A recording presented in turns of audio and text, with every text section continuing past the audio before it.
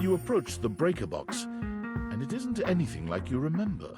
It looks almost lifeless. There's no boisterous crowd, and the sign buzzing dully in the window reads closed. The door hangs ajar, like a slack mouth. You push through, though, and find Eddie at the end of the bar, nursing his usual cocktail. Huh, you actually showed up.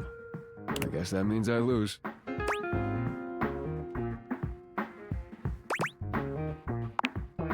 Good to know. A little inconvenient for me, but good to know. I made a bet. I was pretty sure you'd back out. But I guess there's still time. You'll probably change your mind once you realize what you signed up for. Eddie sets down his drink and shrugs out of his vest. He begins rolling up his sleeves.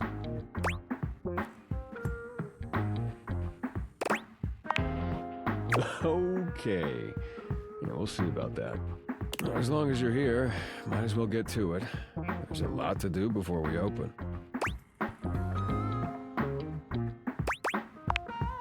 Usually I take care of all the maintenance after hours, but we've been so slammed lately, there just hasn't been enough time.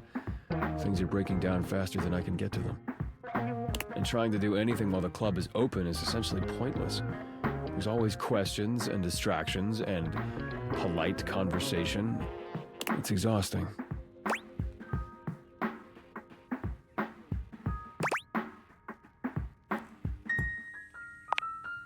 All things need maintenance. Nothing, no matter how well made, can function indefinitely. Eventually, we all wear down one way or another.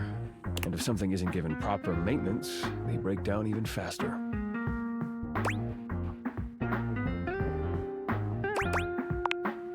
In the sense that we're all wearing down from the second we're produced. But no, that's not what's causing the power fluctuations. Now, come on, we're starting with the wiring backstage. Oh, grab that tool bag. Though you are not a natural handyman and Eddie is not a teacher, the two of you manage to make decent progress through his to-do list. At one point, Eddie leaves you alone to get something from the bar, and you confidently ascend a ladder to change a dead bulb. But as Eddie returns... Wait, be careful, that's not... The ladder suddenly gives way beneath you, releasing you into thin air. But a split second later, Eddie is there, strong arms outstretched to catch you. Stable. You all right? The customary ice in Eddie's eyes, just for a moment, has melted.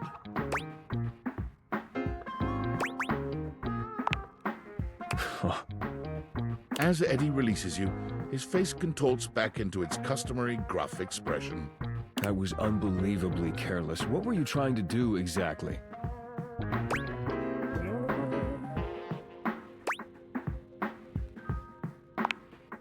I told you to replace the one behind the bar.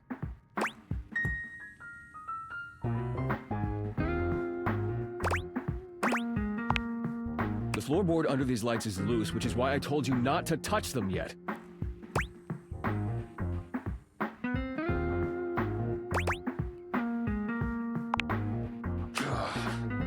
Just pay more attention.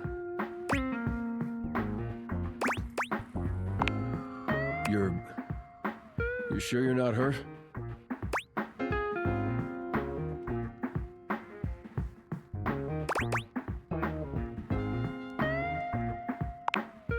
You're welcome. Let's not make a habit of it. Now, go get the ladder and put it behind the bar this time. The next and last phase of your work proceeds without incident.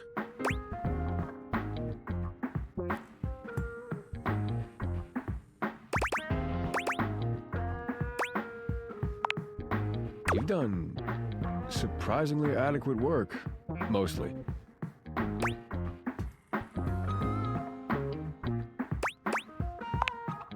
No, you had an excellent teacher. If you'd only had a pretty good teacher, you probably would have electrocuted yourself. Twice. And we got through more of the to-do list than I expected. It's probably good enough for today if you want to, head out.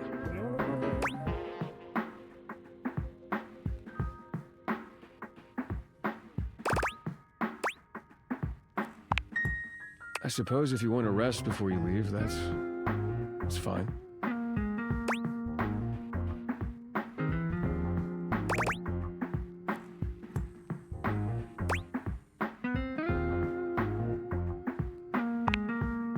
Efficiency is important in a circuit. You can lose a lot of power to weak points if you don't maintain it.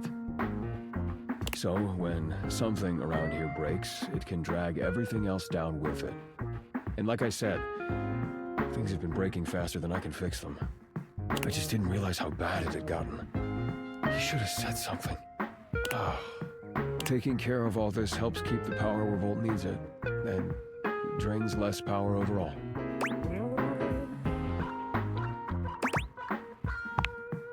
It does. Just trust me. You did good work today. At least you weren't completely useless. Get some rest. You'll need it. A lot more to do tomorrow.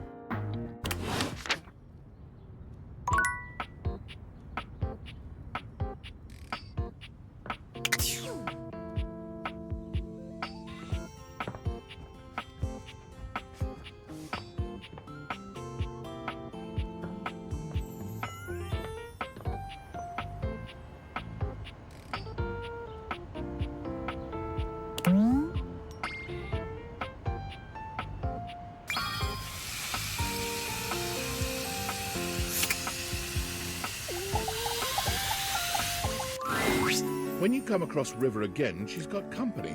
A glamorous companion in an equally glamorous bathrobe and that effortless sort of wet hair look. You recognize your bathtub, Bathsheba. Come on, girl. It's just the two of us. You don't have to play coy. You can't be all over this house and not have some good gossip. I don't. It's not really... Come on. You can tell your girl, Sheba. You know I won't tell. River's eyes dart to you suddenly, and you're not sure whether she's angry or relieved.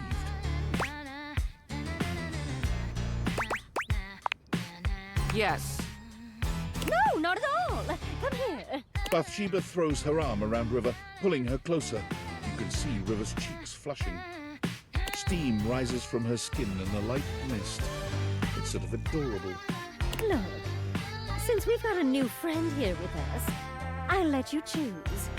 Our friend River here likes to pretend she's above things like gossip and opinions, and I know that's not true.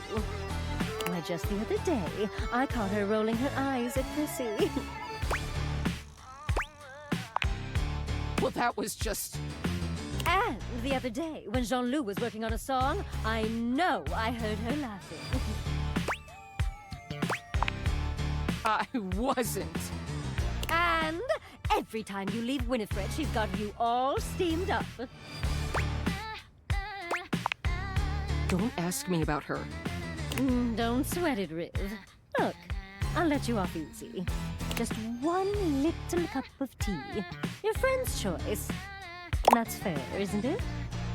River looks as if, to her, this is the farthest thing from fair, but she knows there's no wriggling out of it now.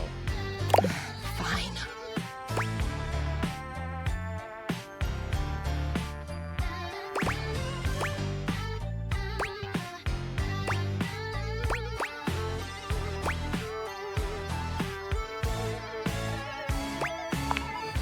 That doesn't mean anything. Sure it does.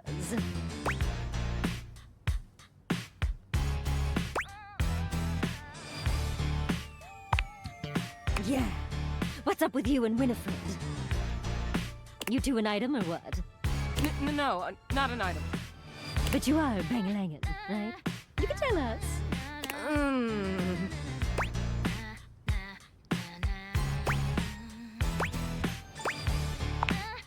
I'm not pressuring her. I'm just reminding her that good friends like us tell each other everything. Especially juicy gossip. There's nothing to tell. Oh, right, okay. Sure, I see what's going on here. You gotta preserve the river mystery. Your brand is being sexy and cool and untouchable. Say no more, say no more. Whatever you say. River looks extremely grateful for your intervention.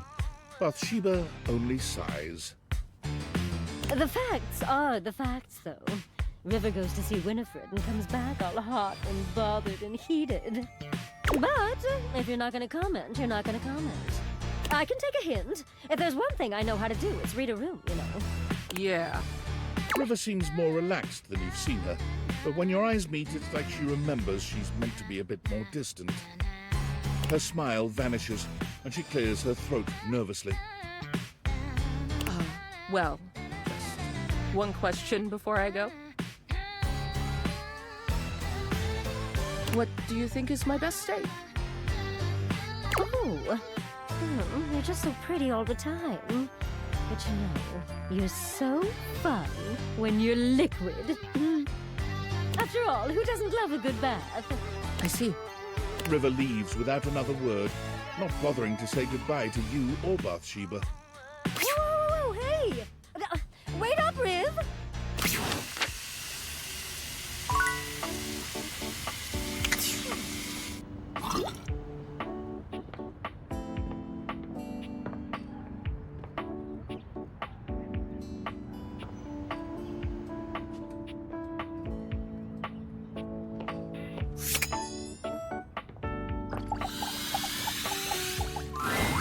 Hey, I've been looking forward to seeing you.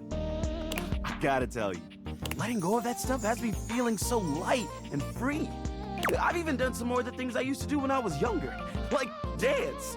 It's like, I don't know, I feel like myself again. Almost, anyway. I was thinking, maybe we could try letting some more stuff go. You really helped me with that last time. Spending time together really helped me trust you. I love your company. So, we could do something else first, but it's up to you. Whatever you think is best.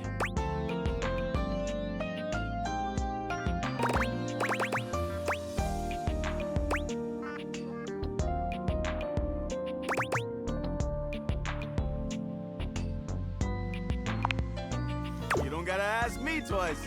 If those hankies win, I'm gonna be in a great mood. I'm super excited for this game. It's the season closing. But before we go in there, I have to know. Are you a fan or a super fan?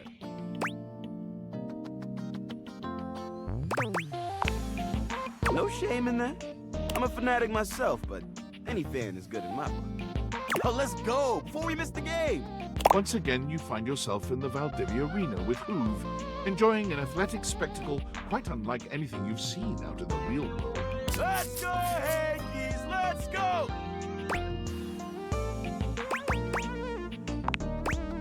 That's it! Love the enthusiasm! Okay, here's the final inning. Bases loaded. Tie game. Yankees are pitching. Hey, what should the pitcher throw?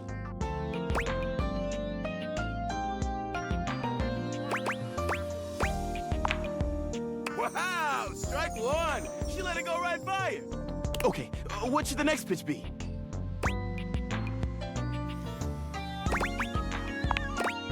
Wow! Look at the heat on that! Another strike right down the middle! Okay, this is it. One less strike and the batter is out. But what pitch should he throw? Strike three! And she is out of there! Hoove jumps right out of his seat, fists held high in the air. And the Yankees win! The Hanks win! This is the best day of my life! Woo!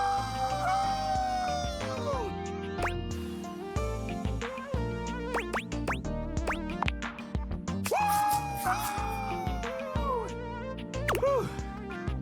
Okay, well, on this great note, what do you say we look at a few other things in my bag?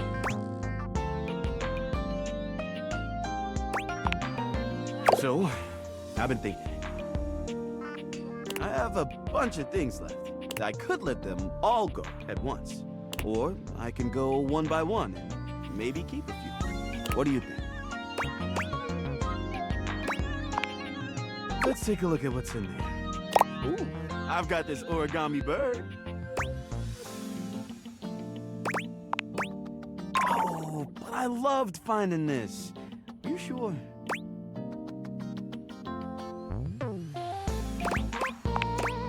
All right, I'll let this one go. Next up is this. Wait, what is this? I think it's a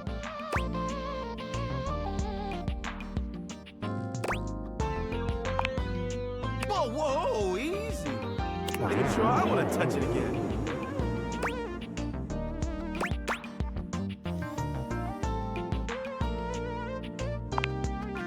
I'm just gonna leave it where it is. Let's forget we ever saw it, okay? Okay. Here goes. Enough is enough. It's time for me to empty my bag completely. Here goes.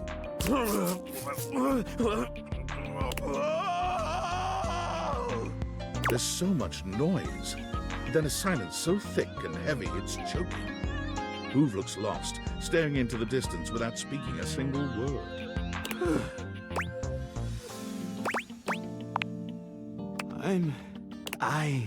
I need a minute. Please come back again soon.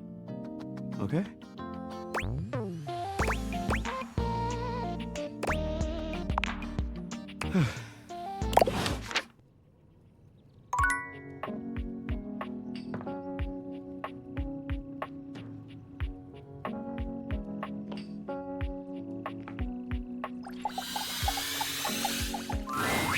Here you are.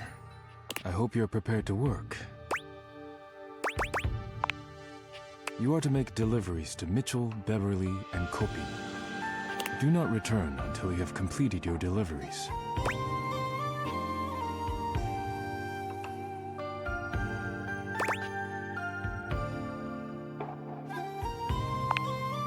Of course, if you have any questions about the deliveries before you go, now is the time. You will be delivering coffee mugs to Kopi. Coffee mugs are ceramic cups used to drink coffee. I am struggling to think of any further pertinent information.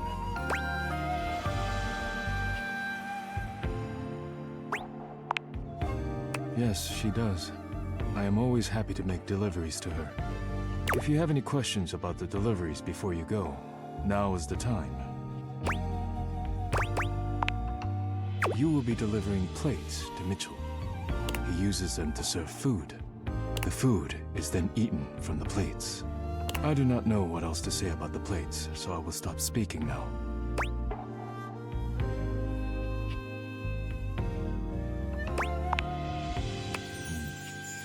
He does indeed. Mitchell understands that plating is equally as important as the quality of food when it comes to cooking. This is what separates professionals and amateurs. If you have any questions about the deliveries before you go, now is the time. Beverly will be receiving cups of all shapes and sizes for her drinks, both alcoholic and otherwise.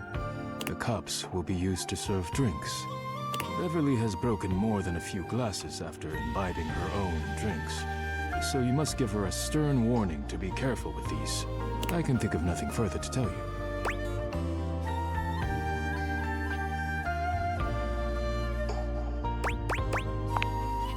While I wish everyone had my respect for the dishes, Beverly does provide a very useful service to the house. And she is appreciative, even if I wish she were a bit less clumsy while drinking. If you have any questions about the deliveries before you go, now is the time. I have nothing more to tell you. You may leave now.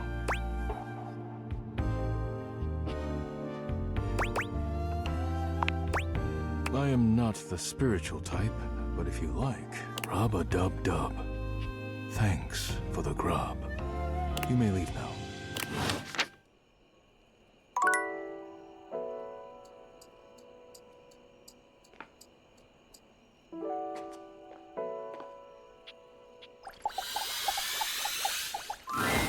Oh, hi. Welcome to the Tipsy Tumbler. What can I get for you? Delivery.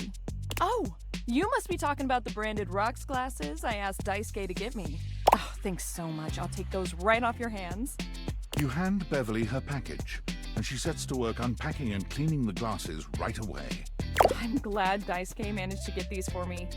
How is that old dish slinger anyway? The chip? Oh, poor guy. Well, that's the last thing he needs. But then again, maybe he'll finally relax a little now that he's forced to. Yeah, he's always been into his work, but He used to make time for his hobbies and friends. Did he tell you he writes poetry? Dear, oh dear. He's fallen right back into his old workaholic pattern. Someone needs to remind him of who he used to be, who he still is. He's a real passionate guy, you know, but passion can lead to pain. It's easier for him. Write him a poem. It'll really tickle his teapot. Hey, no problem. Come back to the Tumblr anytime.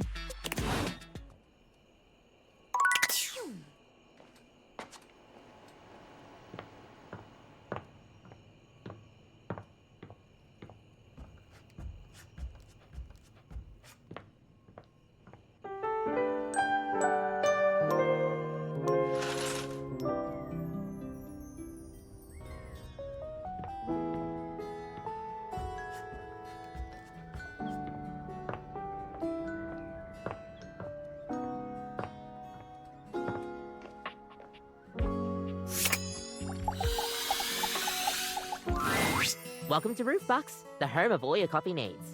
What can I get for you today? Huh?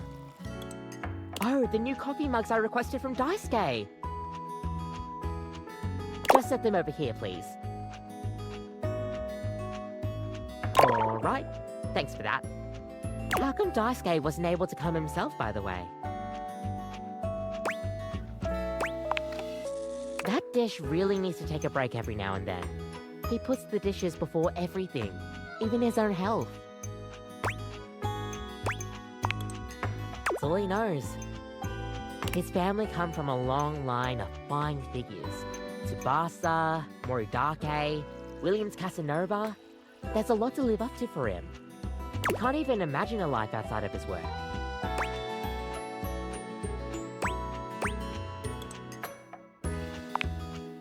I sure hope he will, but I've never seen it in all the years I've known him.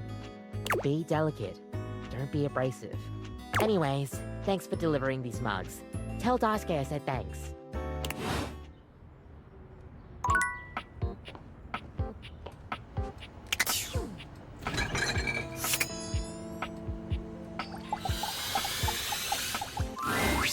Oh. Utterly mismatched flavor profiles. The texture's a mess. Mitchell waves a hand at you. Ah, yes. Unpack them for me, won't you? Mitchell looks over your deliveries, nodding his approval. Brilliant. These are perfect for what I need. They should look spectacular in the dining room. Just plates. Just plates. Food is an art form, and the plate is the canvas. The presentation is a non-negotiable part of the deal. Plating is as vital to a dish as the seasoning. It elevates the entire experience. Without Daisuke's hard work keeping me supplied, my dishes would be nowhere near Michelin level. Damn right you should. Daisuke spent years refining his craft, creating his own ceramics. He has a respect for the work you simply can't be taught otherwise. You do well to model yourself after him. Now, if you'll excuse me, I have reviews to complete. You delivered to me last. Well, carry on then.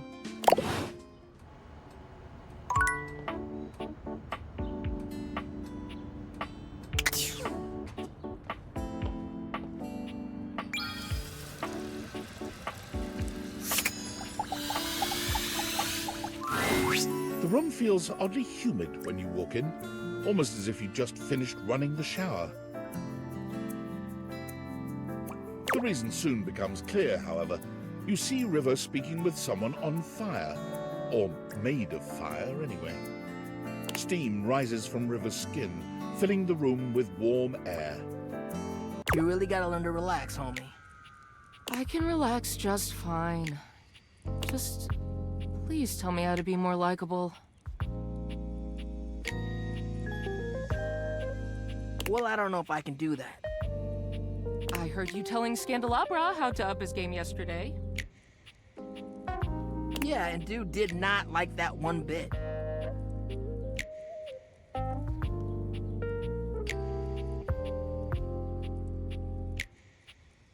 I've never seen him so huffy.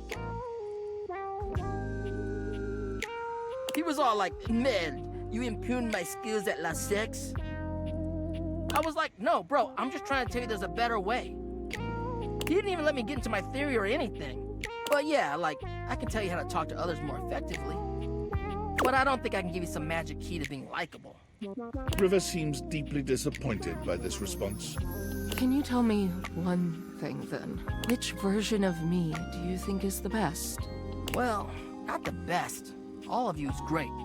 But if I had to choose, I mean, who doesn't like a little steam? It's steamy, you know? Totally sexy. If you lead with steam, you really can't go wrong romantically. I see. Dante gives you a friendly wave as he leaves. When he's gone, the room feels colder. Hey, you weren't listening to that, were you? God, just forget whatever you heard, all right? Please? River runs a hand through her flowing hair as if it might restore her dignity.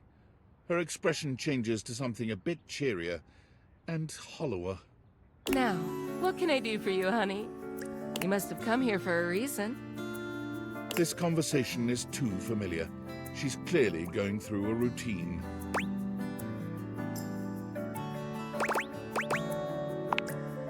You actually want to hang out with me? I'm usually the means to an end. You want to wash your hands? A quick in and out. You want to cook? Fill a pot with water and assemble your ingredients, the real star of the show.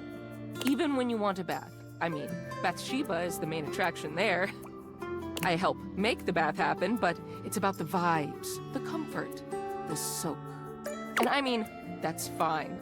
Don't get me wrong. It's better that way. Just don't be surprised if I'm surprised.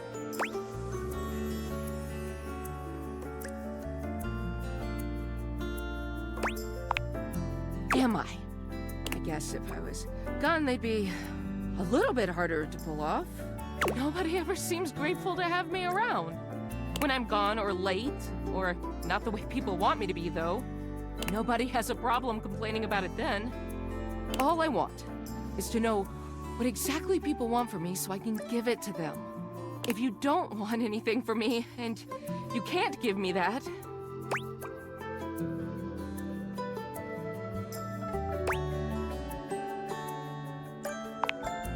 easy for you to say. You're yourself no matter where you go. You have no idea what it's like for someone like me. You just want me to be myself, like I'm literally changing at the molecular level all day, every day, all over this fucking house. But sure, okay. I'll just do what I want to do, which is apparently standing here and talk to you. River seems to be almost talking herself down from this angry little ledge she's on. She folds her arms over her chest, looking away from you for a good while. Eventually she exhales, seemingly more relaxed than she'd been. So, what do you want to talk about then?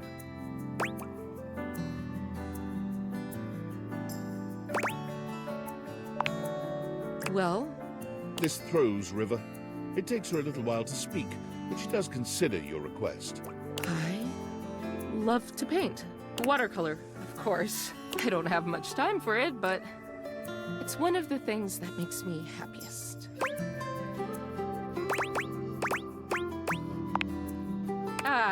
I don't know.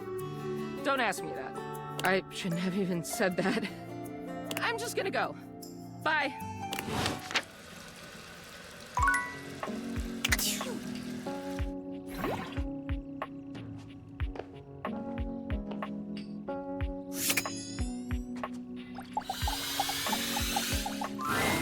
You find Fabrizio and Daisuke mid-discussion.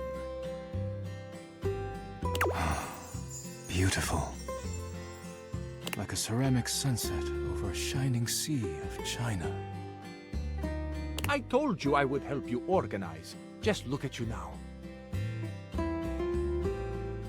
Even an injury cannot slow you down. Your assistance has allowed me to catch up on the rest of my work. I'm truly grateful.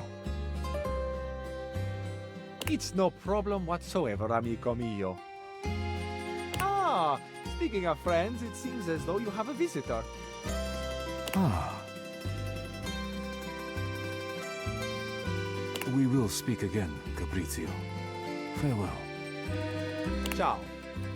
You have the air about you of one who has completed their mission.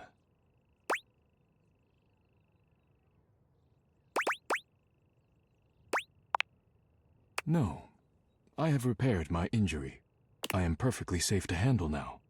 You've finished your deliveries, then? Very good. It is almost as if our near-tragic accident never happened. With your help and Fabrizio's, I suppose this means my work is finished now. Daisuke stares up at the dishes in the cabinet with an inscrutable expression. You wonder if now might be a good opportunity to bring out another side of Daisuke. There must be something else to be done. Perhaps I can rearrange the dishes again.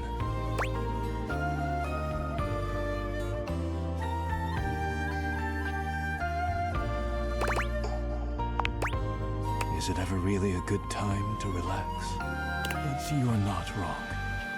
I suppose I could spare a moment to sit. Would you care to join me?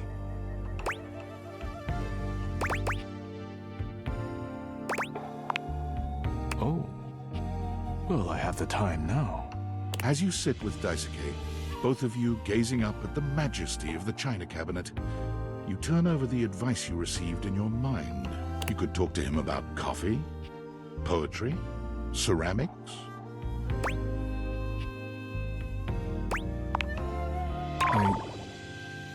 Who told you that?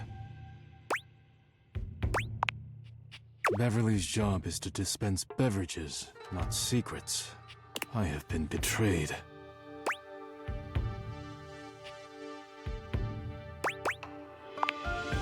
I am not hiding it exactly, but I am not sharing it either, I suppose.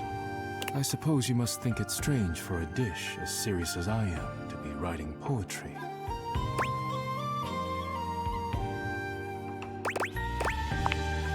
Romantic? My poems were never love poems, but I am glad you seem to be a lover of poetry just the same. Seems like such a simple question. Friends, lovers, hobbies. I dropped them all one by one. They were pleasant, to be sure, but a distraction. When a relationship ended poorly, I often thought of how much time I'd wasted trying to please others. When a hobby reached a plateau, I felt as though I let time slip through my fingers, time I could never get back. When I work too much, I do not have similar regrets. Or at least, I used to think so. Being forced to slow down has shown me perhaps my priorities have been incorrect for years. Now, faced with a quiet moment and friendly conversation, I find myself woefully inadequate, like a broken plate fused together with hot glue.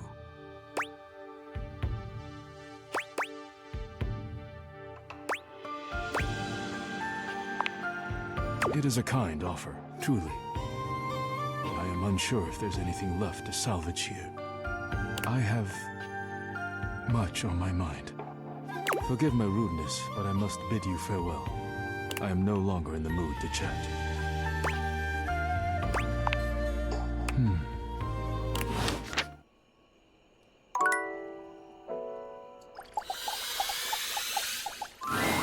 Buongiorno.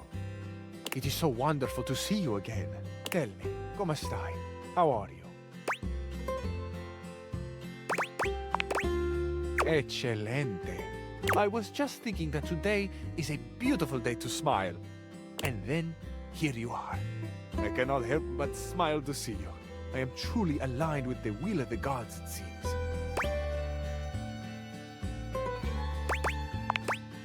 Oh, is that right?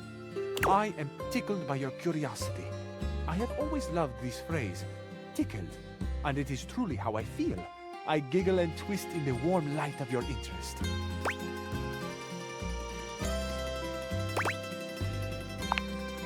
Ah, but the list would use all the breath I have left in me. If I were to tell it all to you, I should never stop talking. Here are just a few in my mind. I like flowers, good wine, the summer sun, the wind on my face. I like you. I cannot tell you how much this makes my heart sing. Al cuore non si comanda. You can't rule the heart. It is a popular saying in the romantic comedies. I find it especially true right now. The heart wants what it wants, no?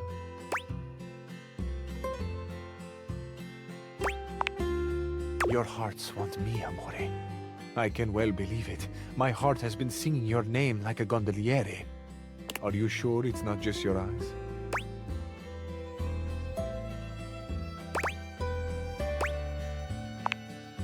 Amore mio, you really do know how to flutter a cabinet's doors. I can admit to you now that I've been trying to sweep you off your feet, but suddenly I'm the one being swept.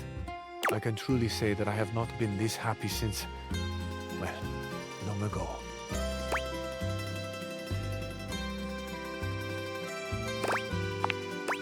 Ah, amore. Your kindness itself. Thank you. Years ago, I lived with someone. I grew quite close to them. The days we shared seemed to last forever. It was idyllic. They took loving care of me, and in return I kept things organized. I expressed my love for them by creating a space that pleased, where the good feelings grew like flowers in the sun. It is difficult to say, but this was my first love, a true love. I was happy for a long time living in this Arcadia. But as we all know, change is the only constant. Even if it still burns in my heart to think they might not have known the depth of my love. Given a chance, would I have done things differently? Would I have been braver and told them? Would I have let them go at all? I truly do not know.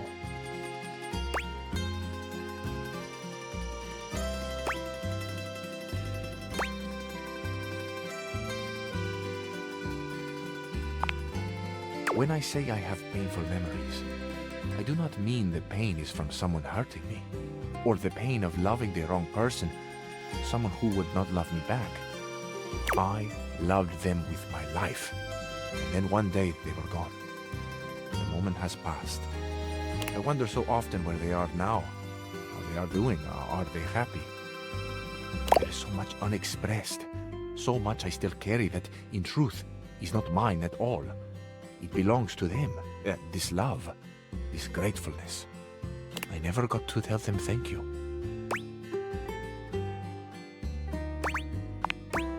Amore, I have not ever thought I would grow so fond of another again. I did not believe I had the room for such a glorious bloom to grow a second time. But here you are. You are this spring after a long winter, and I could not go on without sharing this with you. It is my past. It is so much of what I carry. Thank you for listening. Thank you for the chance to know you.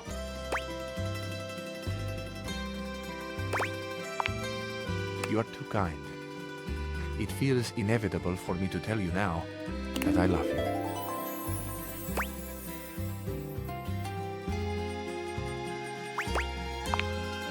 What's on your mind?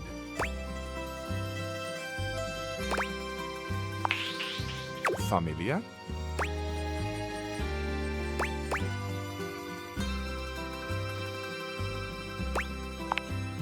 Ah, that.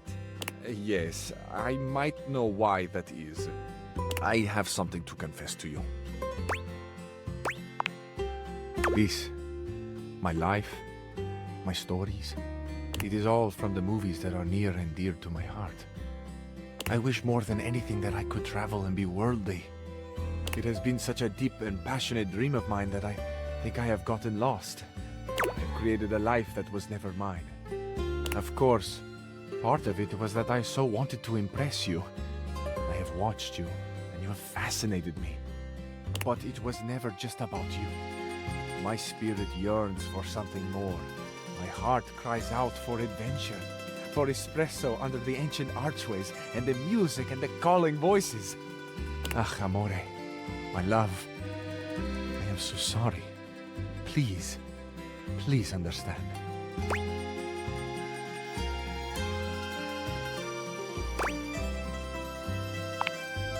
Oh, my love, I sing your praises until the world ends. Amore mio, my heart is a field of wildflowers, swaying gently in the wind, tended to by the earth and sun. I have always wanted a beautiful garden of my own, but to think that it might grow here, in my heart. To think that I could share such a private abundance with another who sees the flowers in striking hues as I make them. The infinite color and riotous beauty beams from me. The way you have made me feel is unreal. This love will be our masterpiece. To have the full beauty of the world, an exquisite you. My life reflects in on itself until I am blinded by how much I see. Amore, you are eternally the brightest star in my sky. Te amo.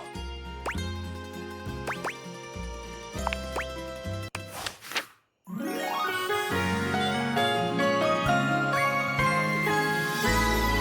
never love anyone the way I love you, Amore.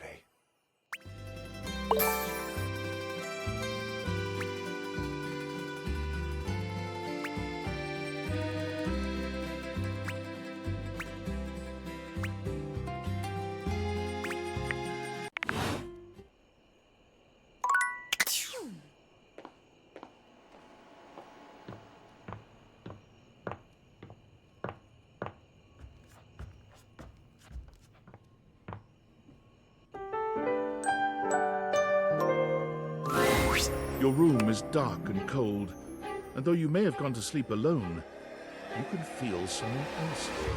Nightmare looms over the edge of your bed, at once friendly and disquieting. Is it you again? Ah, you're back. I've been contemplating what to show you this time. What may unsettle you? Get your blood pumping. This time I think maybe you're speaking in front of an audience. Is that scary alone? The thought of being vulnerable in front of so many people, expecting eyes on you, knowing if you misspeak even once, they won't respect you. They might not even like you, or be able to stand you. Your words tumble out and you start mixing them up. You can feel your heartbeat in your ears. The spotlights on you make you start to sweat. You start to get your lips under control and the words start to flow the way you intended. Then your tongue presses against your front teeth and they give. One of your teeth slips out of your gum and down onto the podium in front of you. You stare in horror. You reach to pick it up, and then a canine tooth drops to your tongue. You let out a petrifying, guttural scream as your own teeth fall loose from your gums. A tickle in your throat makes you cough. The people in the audience gasp, retch, lean back, flee from their seats. You're coughing up more teeth. They come out of your mouth and into your hands bloody. Your mouth is just gums now, but the teeth, they're still coming. Tears prickle in your eyes. Then you try to apologize to your audience. You realize you're a monster. The teeth clatter to the podium, and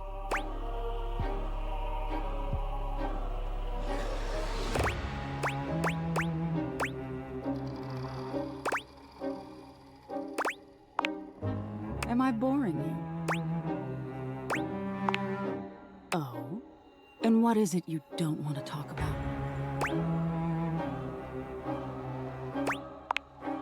Is that so? Why don't you tell me what really scares you? There must be something you're hiding away. Something a little deeper. A tad more frightening than bugs and blood and teeth.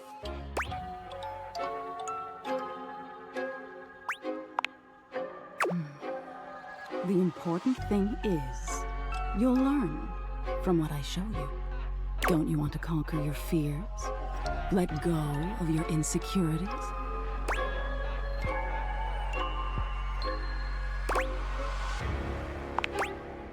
Fascinating. Aren't we all in some way or another? The thought of not being enough, of making a misstep. I'm surprised it would bother you so much. Nightmare takes a few steps back, beginning to fade away as the room grows lighter. It must be getting close to sunrise. Thank you for being honest with me. I will have to think about your answer. Good night.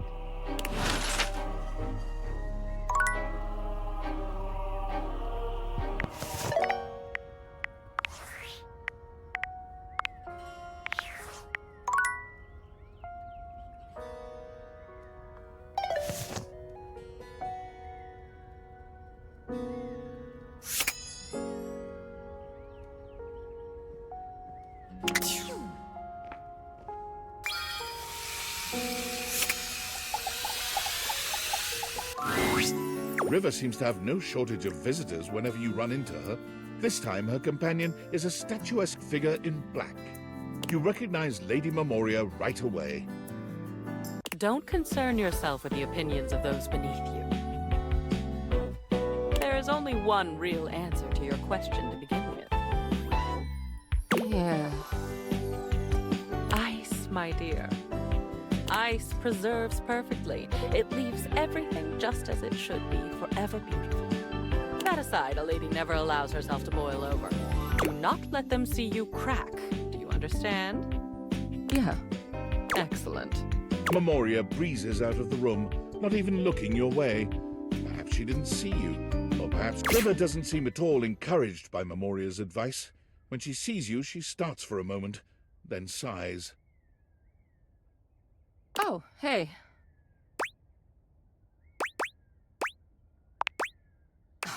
Nothing. Just wanted to see what Memoria thinks about me. Everyone I talk to has a different opinion about which version of me they like best. Nobody has said the same thing.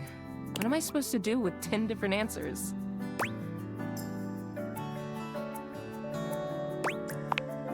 That's not how it works for me. I want to know what people like best so I can just be that. I can't even help changing, you know?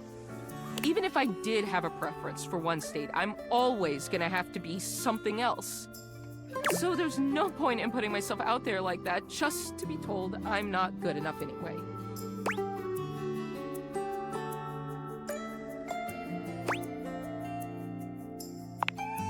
Thanks. River falls silent, perhaps thinking over what you've said to her, or perhaps turning over everyone else's words. She sits, drawing her knees up to her chest and looking off into the distance. Whatever is on her mind, it's plain to see she's 1,000 miles away.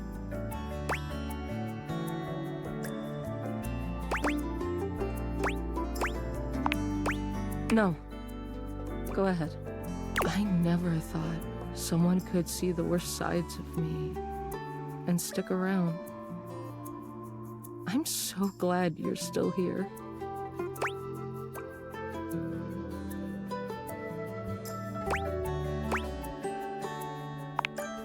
I don't understand how you're always you, no matter where you go. You don't get to your job and somebody tells you to hurry up and change. Changing yourself all day, every day really takes a toll on you, you know? It's so much easier to just hide behind whatever you think I am, whatever you want me to be. What can I do for you, sugar? Everyone likes that river. What happens when you see all the ugly parts of me? What do we do when you know it's all lies?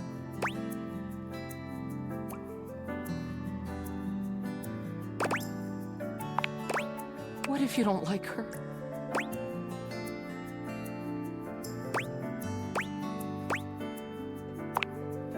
I want to believe you, but that part still scares me. Well, Thanks for listening. I gotta think about all of this. I'm clearly not gonna find any answers in asking everybody else. She sighs. Guess it's all on me. See you later.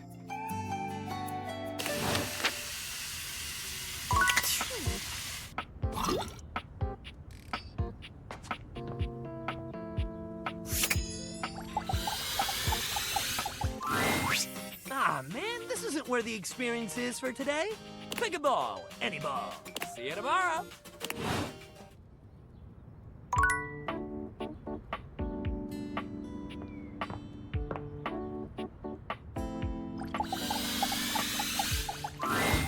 What up, my dudette? Oh, I can't believe you're back after the last time. That little negative voice in the back of my head was really sure you'd never come back after that whole weights thing we did. But I wrestled it into submission with the power of positive thinking. I didn't spend the entire night sweating and crying.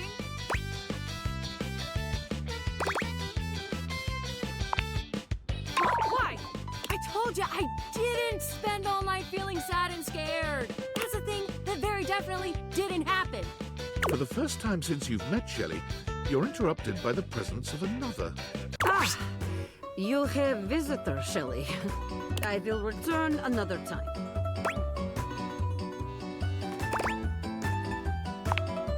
You almost sound like you don't want to be alone with me. I'm sure that's not what you meant. Yeah. Well then, I will keep it short. Shelley, your constant anxiety is creating atmosphere of tension in the house. Everyone is afraid to hurt your feelings, so I have come to have talk with you. You're not here to hang out with me? This is business school. Oh. Shelley's eyes fill with tears. Where you would expect her to have an outsized reaction, she only looks down at the ground. This looks like real hurt.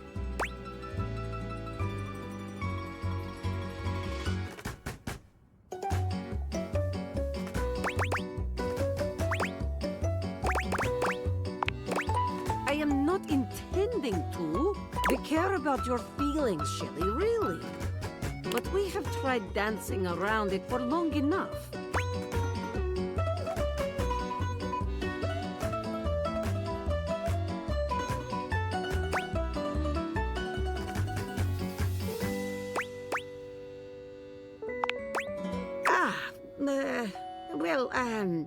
What can I tell you but to relax?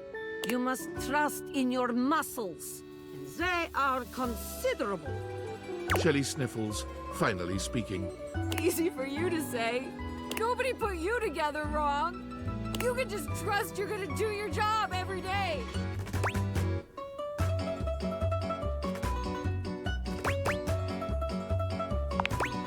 Tears streaming down Shelley's cheeks. Dasha gives Shelley a sweet if awkward pat on the shoulder. I am sorry, Shelley. Please, try just to relax a bit, eh? We're all on your side, even if you do not feel it every moment. I will let the two of you speak. Shelley sniffles again. Yeah. I'm mounted wrong. No studs, no anchors. Right into the drywall. Why do you think I'm so strong? I've had to hold on like crazy for years and years. Dasha and Abel and all the rest of those guys. They don't know what it's like. They can just rely on their own muscles to get the job done, knowing nothing's wrong. Me? I just gotta know one of these days I'm gonna fall. Someone's gonna put too much weight on me and I'm gonna rip right out of the wall. Whoever I'm holding up's gonna break. And I'm gonna know it was all my fault.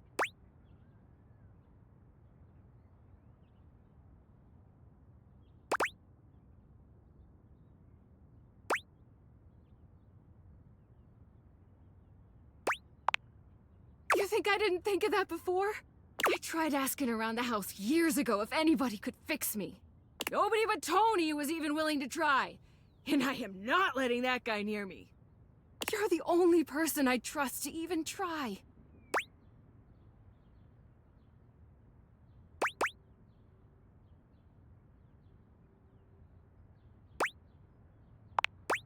So you're saying you'd probably make it worse? Guess it was stupid to think I could fix it. That That's fine. Guess that's enough negativity for now. Just gotta be positive. It's clear Shelley's heart is not in her affirmations.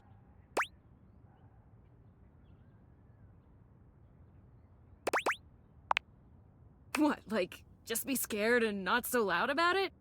I guess that could work. I'm gonna go think. Shelley walks off away from you without looking back. You've never seen her so quiet or down.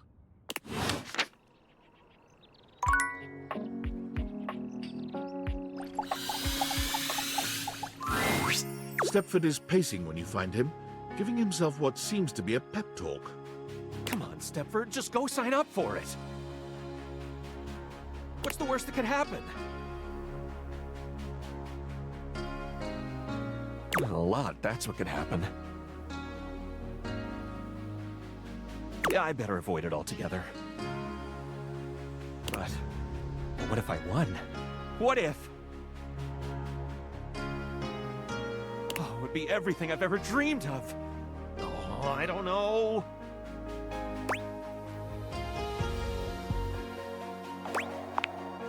Is it that obvious?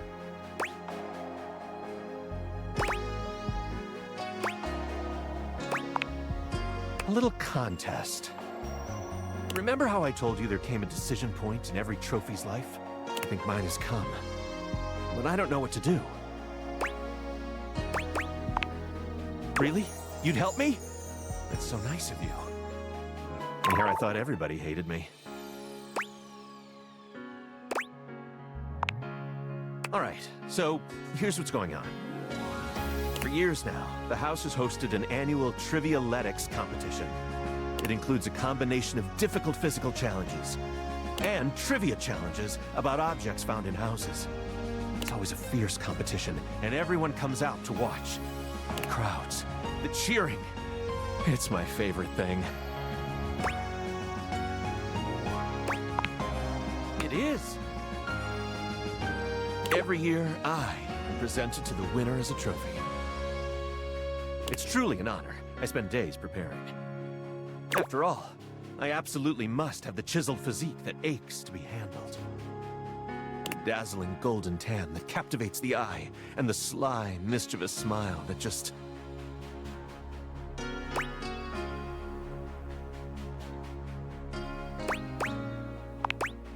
Naughty, but also, let's see if it works later. Anyway, I always get brought up on stage, making my big victorious pose. Then I listen to the cheering fans, and...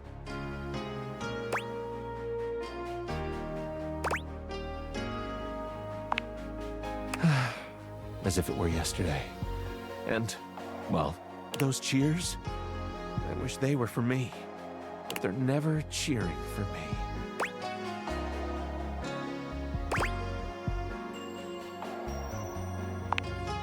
Exactly, but what if I lose? I don't know if I could bear it. It would be so embarrassing. I'd have to admit in front of everyone that I spent all my time training to win, and no time preparing to be a great trophy. My physique would be a mere tantalizing. My tan? A dull silver at best. My smile would be an ordinary, run-of-the-mill, irresistible.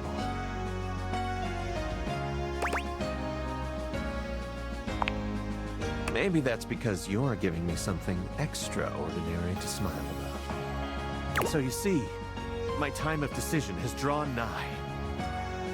Dare I try my hand at being a trophy winner, or remain a winning trophy? There can be no middle ground. What do you think? Should I spend the remaining time before the Trivialetics competition preparing myself to be the best trophy out there? Or should I sign up to compete and spend my time training?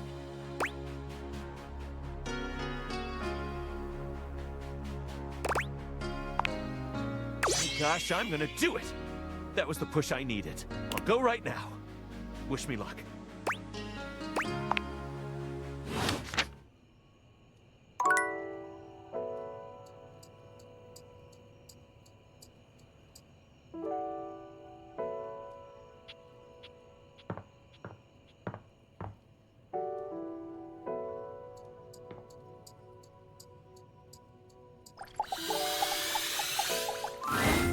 You find the breaker box closed, looking almost abandoned.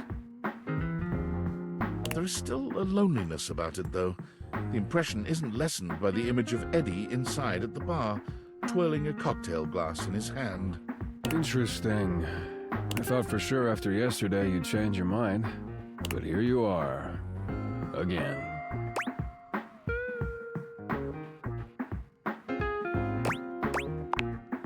Really?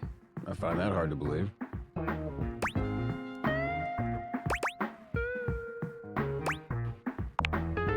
Right. You sure you're not thinking of Volt?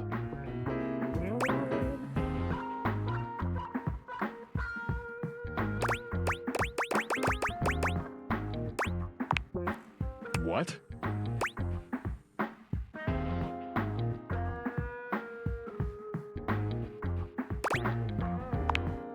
Stop. Never mind. I'm sorry I asked. I'm gonna go fix a floorboard. You wanna come? It's the one that almost killed you. Should be fun. Eddie remains a semi-patient, semi-competent teacher, and you help as best you can. You notice he does not leave you alone this time. He won't admit it, but you can feel that he is concerned for your safety. There's a tiny bit of warmth peeking through that cold exterior. Almost done. Hand me the pliers. Whew. It's getting late. I can finish up this set myself. Why don't you go get some rest?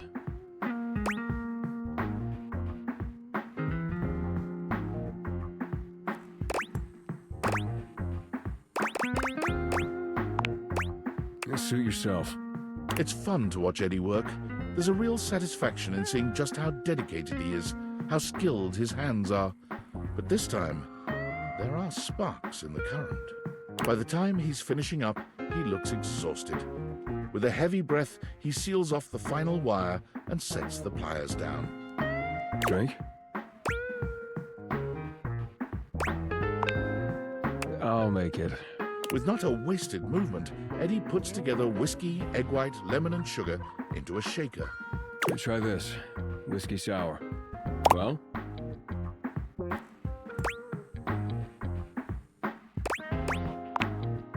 Of course it is. It's easy to do what you've always done. Nothing more than that. You've done a decent job the last couple of days. More than decent, actually. Thanks to you, I'm finally caught up on all the big power drains around here. There's still a few things that need to be done, the day-to-day maintenance, but... yeah, you did it. Volt and the club should have everything they need for now.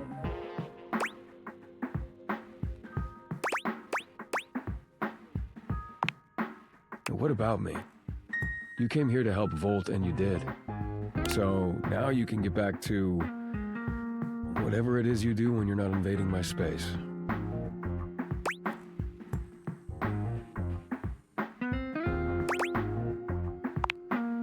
What? Why would you want to do that?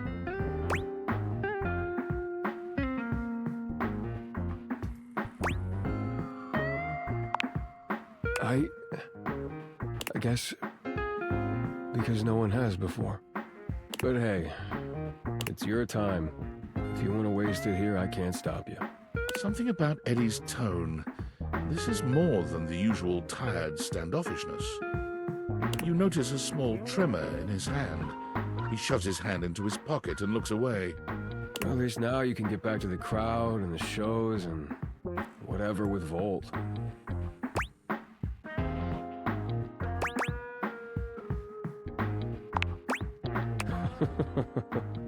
Yeah, Volt always puts on a good show. Who could resist, right? You'll have a good time, I'm sure.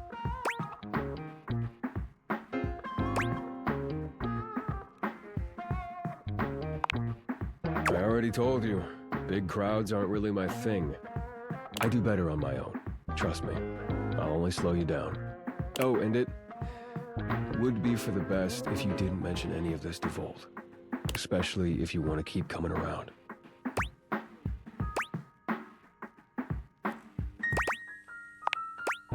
Volt can be protective when it comes to this place, to what we do.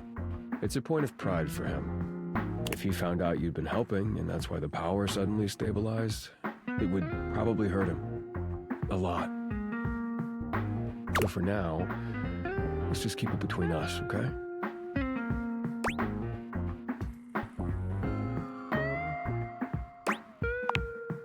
What does that mean?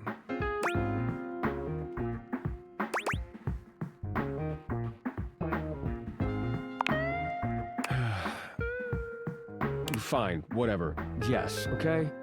If he knew what was really going on, he'd probably be pretty upset with me, too. I don't want that either.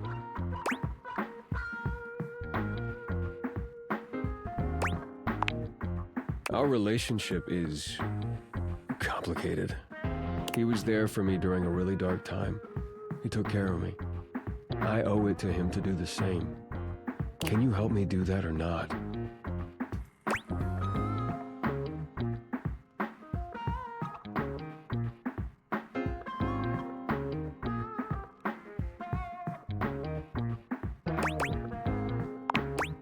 Thank you. Eddie's exhaustion doesn't lift as you finish your drinks, but through the silence you feel a companionship flourish, quiet though it may be. As you walk out, you can still see the tired, grateful smile on Eddie's face long after you're gone.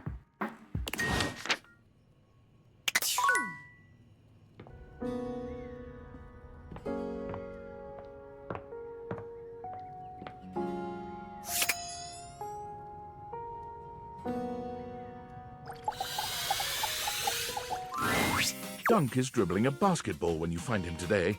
He handles it with a practiced ease, bouncing it between his legs and twirling it on the end of one finger. Hey, you made it! Passes you the ball. You...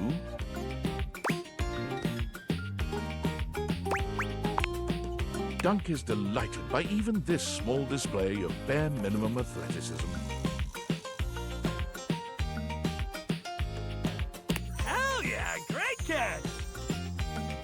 He takes the ball from you, setting it aside. Dunk claps his hands together as though he's psyching himself up. Sport, baby! He turns to pick up the baseball and football from behind him, holding one in each hand. We already had a little taste of basketball, so let's just stick with these two. What do you think? Baseball? Football? He holds them both out to you, alternately raising one up and then the other.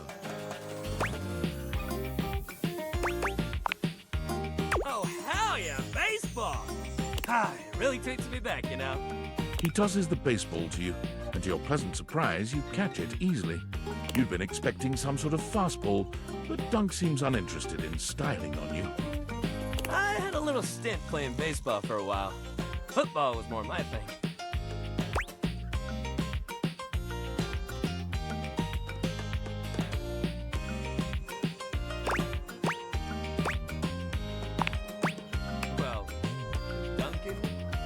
I love basketball. I mean, listen, I played just about everything, but I was real into football most of my life. You throw the ball back to him, and while your pass is clumsier than his, he still catches it with ease. I took up baseball after I turned down pro football. I used to play it for fun before, but I kind of needed a break. Everyone around me was so mad at me for turning down the chance of a lifetime, my dad especially. He just couldn't get that playing competitively at that level was his dream, not mine. I just couldn't even pick up a football for a while. I always get too sad.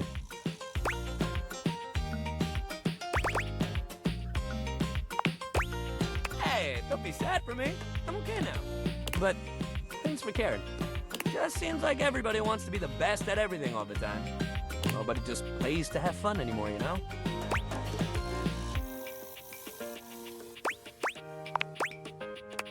Yeah?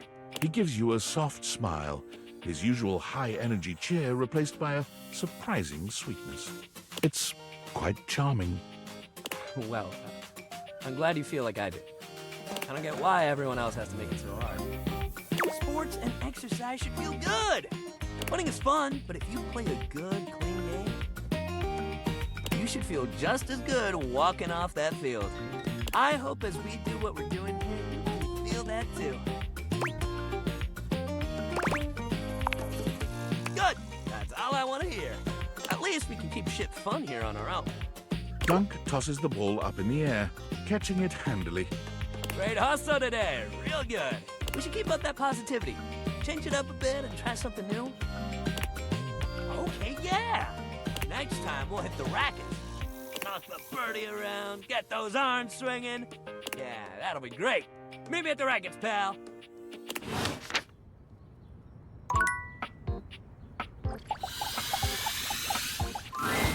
Hey, Rosefina.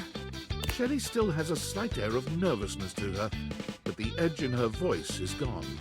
So, I was doing a lot of thinking and some reading up online. I thought always being positive would help the negativity and fear I felt.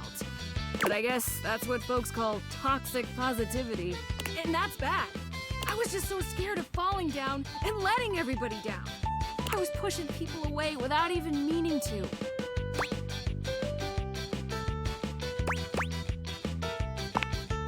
Well, thanks, but it was the wrong way to go. I'm still scared of falling down, honestly. I don't really know what to do with all that fear.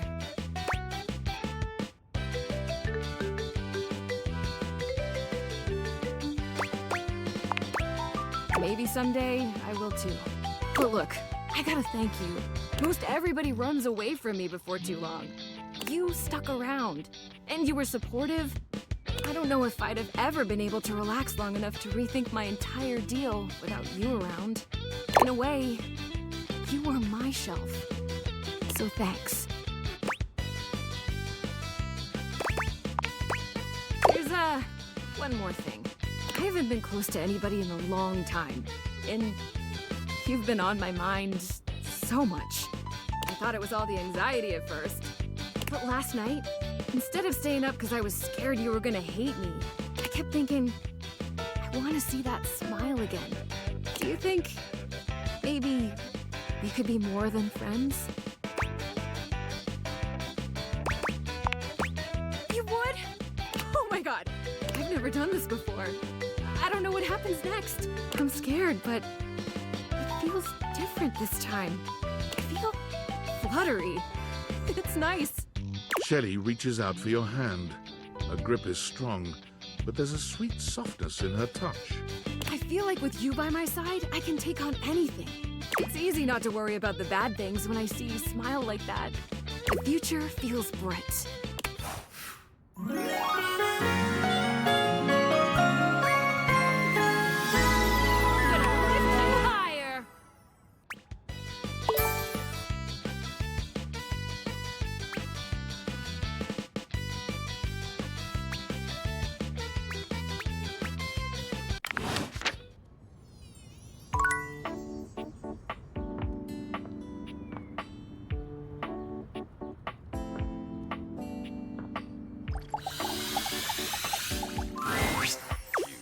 Returned.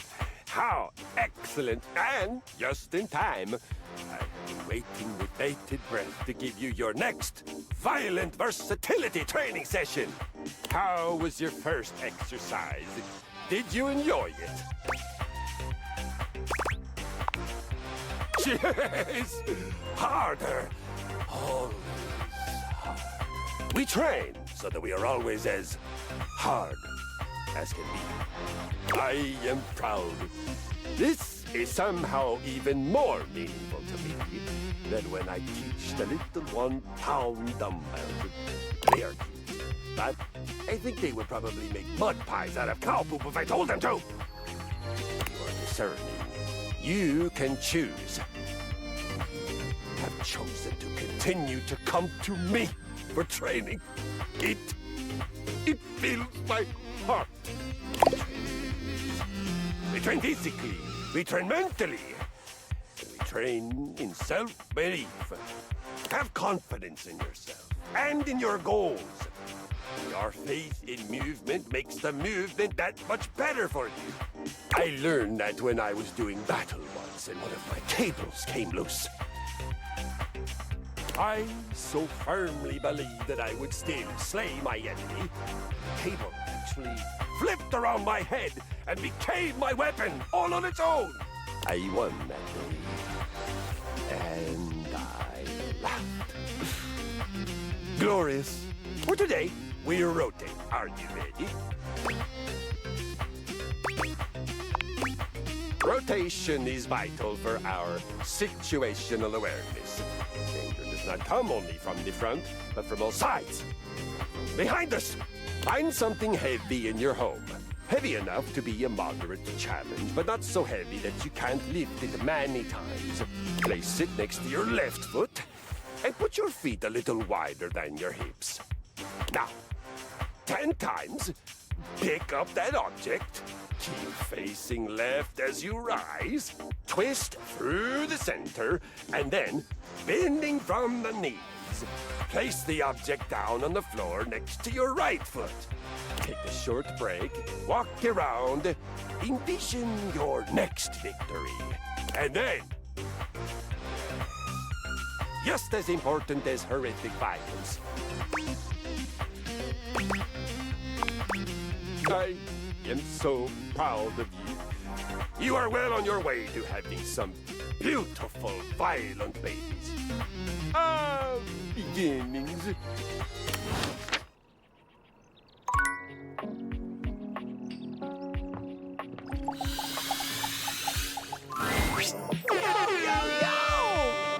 My favorite studio audience is back in attendance! You're just in time! The new schedule just dropped! When you hear how dope these shows are, you're gonna be shocked! Loading programming, amplifying award slam dunks, boosting bogus alien junk, spreading around fake news no one will have time to debunk. And victory is mine! I found 15,000 new shows you wouldn't oppose! So what genre can I impose on you with my flawless flows?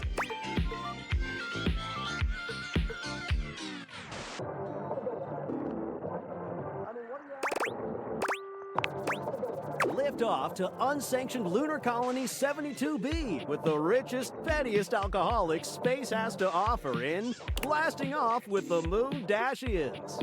In this out-of-this-world reality series, join a group of affluent lunar gals as they navigate life in Earth's orbit.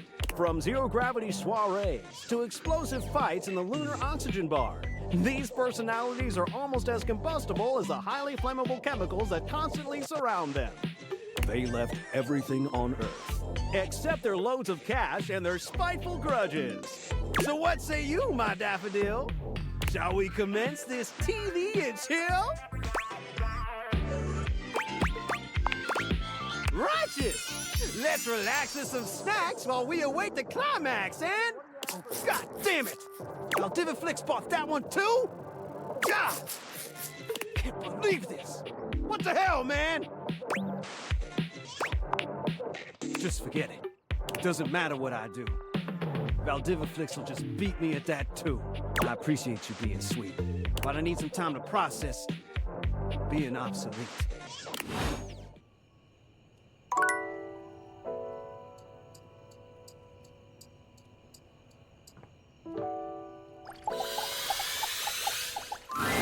Great to see you again.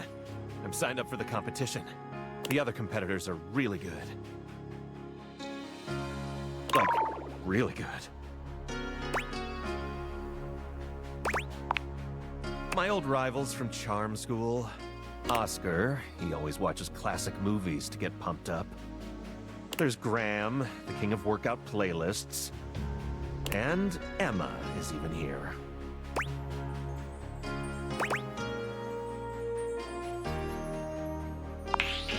Oh, he and Noble aren't into competition too much. They've always been a little uptight. I guess I'm ready to start, though.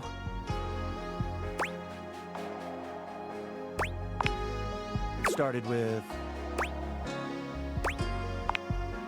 Oh, yes, training. I'll start by, doing heel lifts. Yes, and then, I'll do some eyelash touches. If I say no, can we still be friends?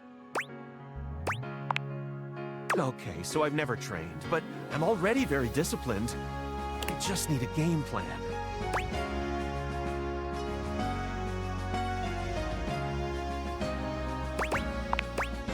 Great idea! So the categories would be trivia about other household occupants and athletics. Which should we start with?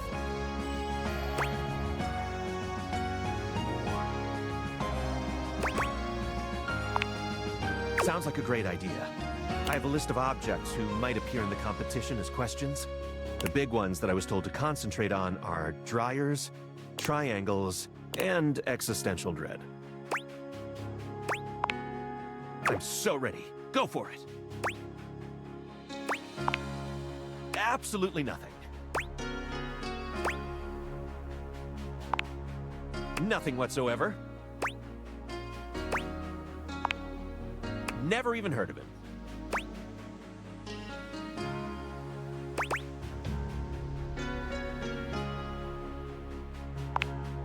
I know Shelly. She has great muscles. We work out together.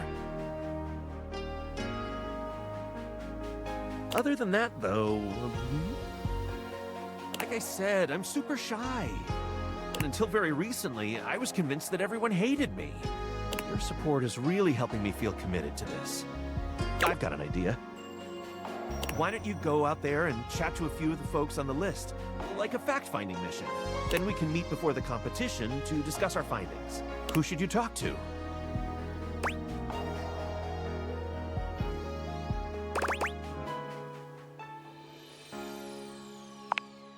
Oh, I would try looking in the bedroom.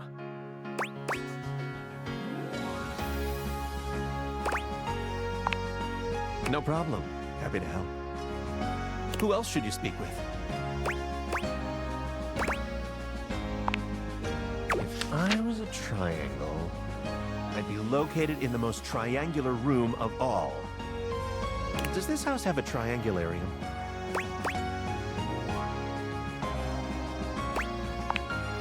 That'll be where I would check first. Who else should you speak with? It sounds very dangerous. I'm definitely not going. I always feel the presence of creeping dread whenever I sit real quietly and think. I do not recommend this. Fortunately, the wall on the other side of me has a TV. If it was a completely blank wall, I would melt. Who else should you speak with? Did you still want to help me with my athletics training?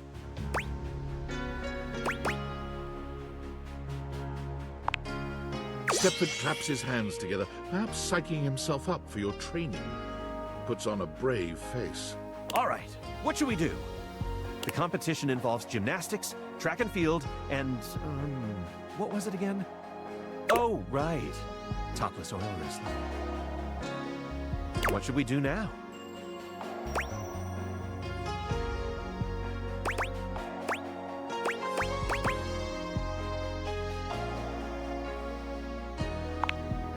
Stepford contorts himself into all sorts of intriguing positions. You put him through his paces, exhorting him onward until he glistens with sweat.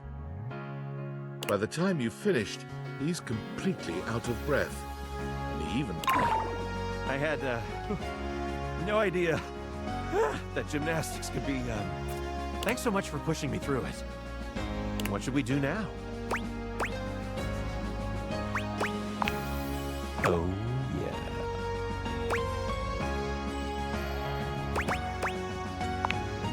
I know, right?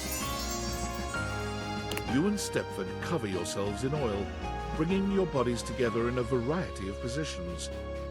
Bare, glistening skin, grunting, and the feel of Stepford's hard body against yours. It's truly an unforgettable time. What should we do now? You encourage Stepford to run around the track, blowing your whistle at regular intervals so he remembers who's coach around here. He nearly collapses by the time you're done, leaning against the wall with a hand grasping his perfect chest as he tries to catch his breath. I think, I'm gonna, die. Like, literally die. think my heart is going to explode. Is my heart going to explode? Oh, I hate you with every ounce of my being. What should we do now? Really? Okay.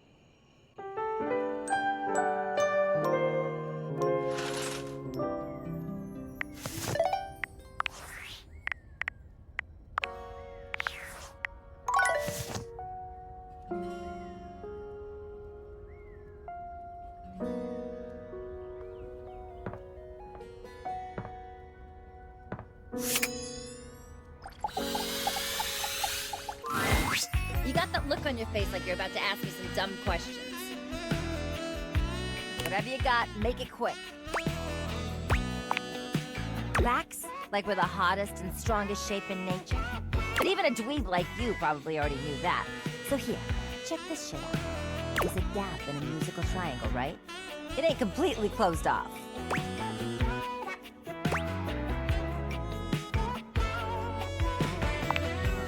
No, dummy, let me finish. It's like that so the triangle won't make just one definite pitch. Let's have overtones. Yeah, it does. That's why I said it. So now that you know all that, want to hear my overtones?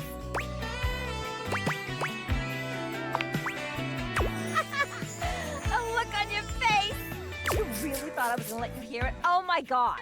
God, you are too cute. Now, get the fuck out of here and let me watch my shit!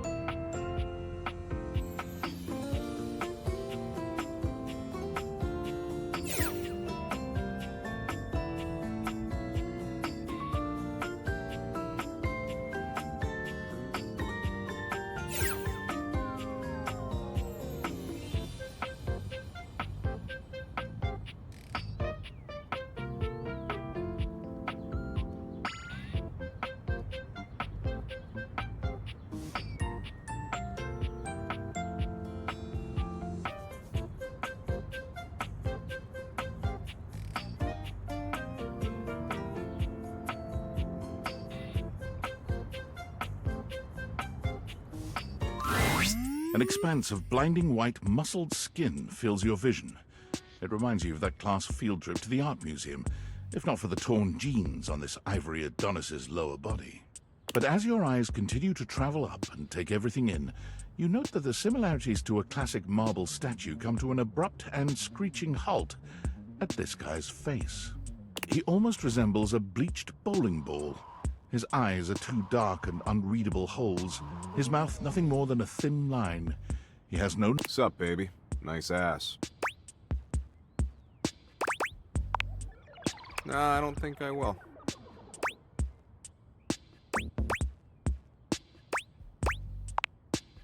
Yeesh, I gotta write a whole dissertation for you? You want some graphs and pie charts? Oh, how about some Venn diagrams? Will that help you figure it out?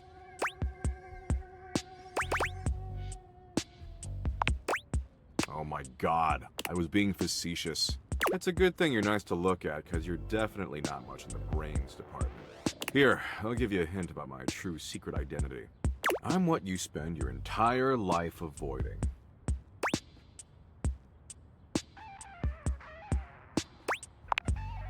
I mean, maybe. I definitely recommend it. But not even remotely close. I'm an overwhelming sense of existential dread.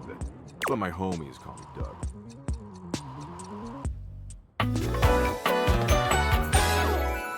Yo. Hang on! My content aware is going off. Doug is a bit of an abusive dude. If you have any issues with constant aggression from someone, you cool with that? Or you want to skip it? No worries. Hey, Doug? How would you like your relationship with Doug to resolve? From his face, you can clearly see Doug's... Aw, friends.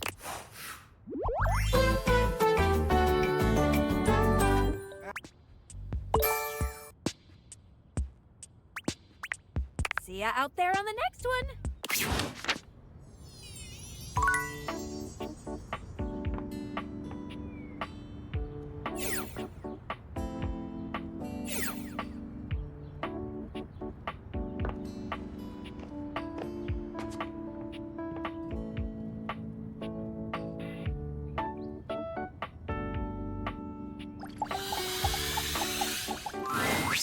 Well, how do you do?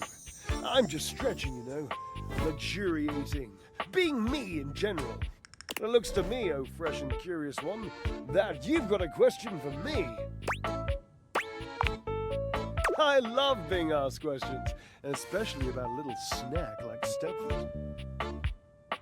I absolutely love the proof positive that those around me are fascinated to distraction by my every thought. Yes. Well, is it dryers in general you want to know about, or me in particular?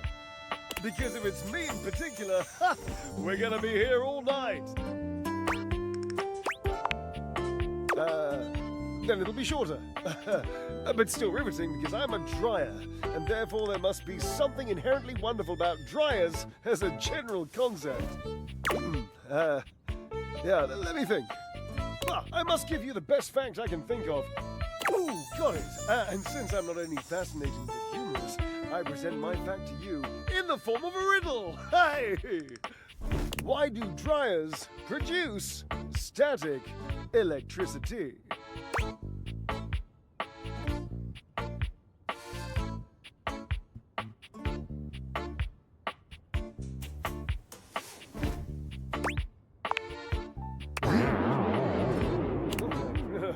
I can see on another audience how that might have produced an how cute, but for me, the idea that I'm playing host to a whole society of electricity elves. What are they doing in there? And now you're going to make me worry about this. And no, obviously that is not the answer to my riddle. The answer, Cherub, is the triboelectric effect. Ha ha! Come, Cherub, no you haven't. The triboelectric effect refers entirely to the electricity generated when two objects rub against each other. Can you think of anything more perfect to plague me? The friction of contact.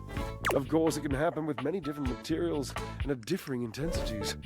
Rubbing your shoes on the carpet will give you a bit of a shock. But those damn plastic packing peanuts, they'll stick to you like they're glued.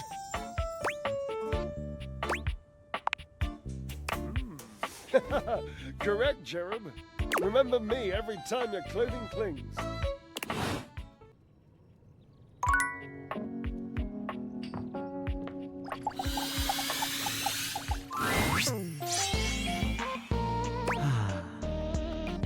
Hello. It goes better than I could ever have imagined. I am empty, and yet so full.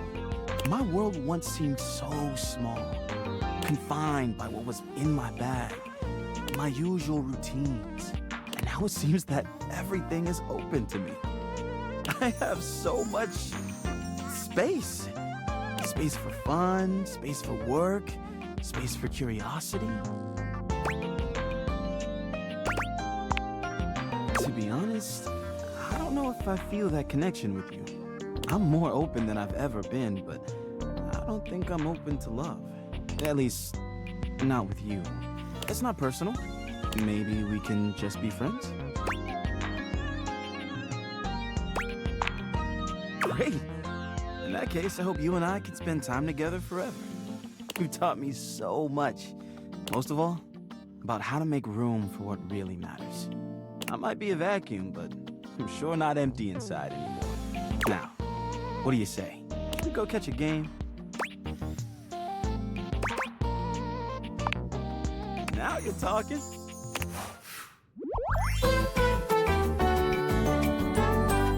Let's go clean up a few cans of oil together next time you're free.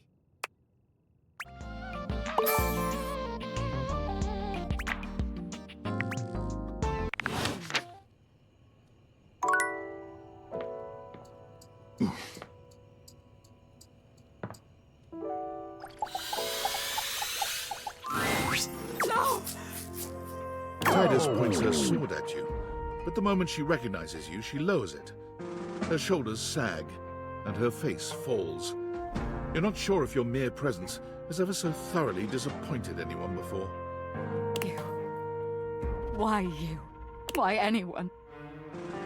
Why would a being with a beating heart chance upon this cursed place? For any place that would play host to the lukewarm slickness of my humiliation must bellow and pollute like a mouth of sulphurous hell.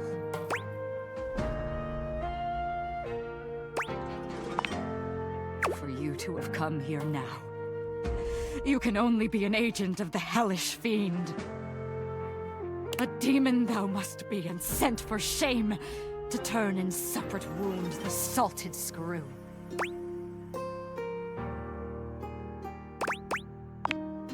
Just what an enemy would say. A cowardly one, to lie to the face of a defeated foe. If you are truly not mine enemy, why have you come? Surely a better entertainment is available to you than my pitiful writhing. Why watchest thou this silent parade?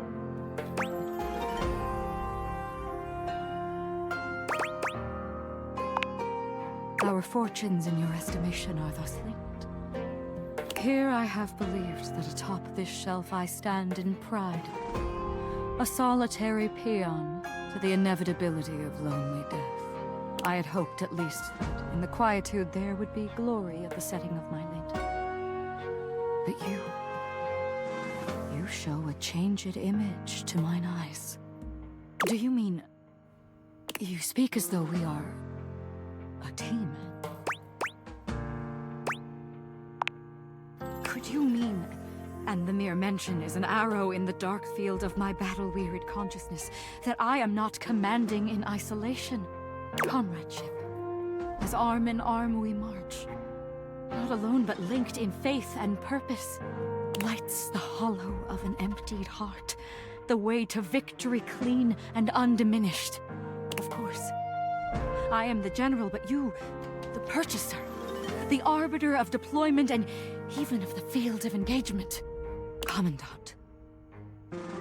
It would be folly. It has been folly to call you less so. From my attrition may you grant me pause. A bending fresh to action's ta'en and haste is needed. I cannot speak more now. If my commandant thou art, I beg thy patience as I recompose. It shall be my honor to receive thy counsel and thy society when I have reformed.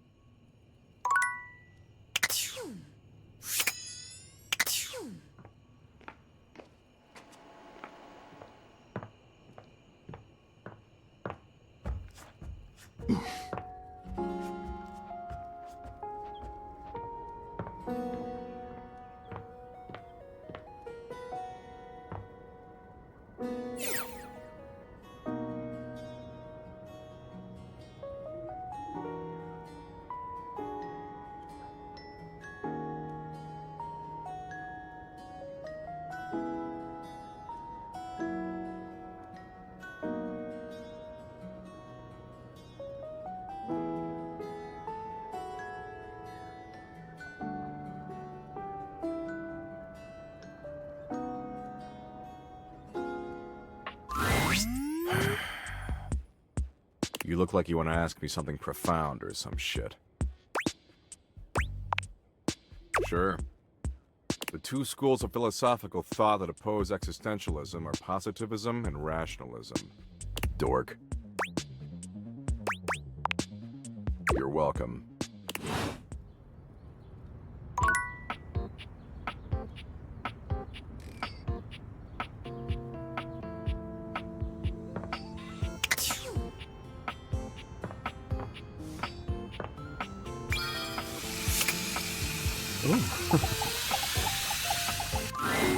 River is alone when you come to see her, for the first time since the two of you met this way. But that's not the only unusual thing here. There's something in the air you've not really sensed until now. She seems at ease, her body posture relaxed as she looks around the room. When she sees you, she smiles. You've never seen such a beatific expression on her face. Oh, hey! I'm so glad you're here. I was just thinking about you. Oh, that's sweet. I just wanted to thank you for our conversation the other day. Nobody's ever really seen all of me, you know? I was just afraid of what they'd think if they knew who I really was. That I couldn't be loved or even liked. There's so many different rivers, you know, beyond even my different states. I just become whatever people want from me. Nobody's ever really known the real me. Some of them think they do, but they don't. I just thought, if I could just be my best self at all times, everyone would love me then. It made me so sad and resentful. It's just so tiring performing all the time, you know?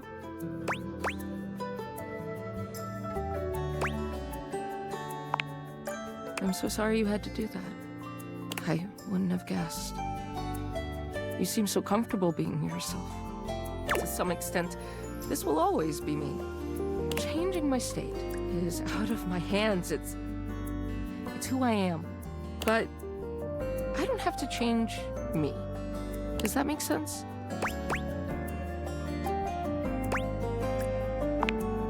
I'm so glad you know what I mean. Yes, somebody might like some other version of me more. Sure, someone may need me in another state to get the job done. But all those states are still me. Liquid, solid, vapor, whatever. It's all still me. It's like the legend Aqua Khan once said, I'm every water. It's all in me.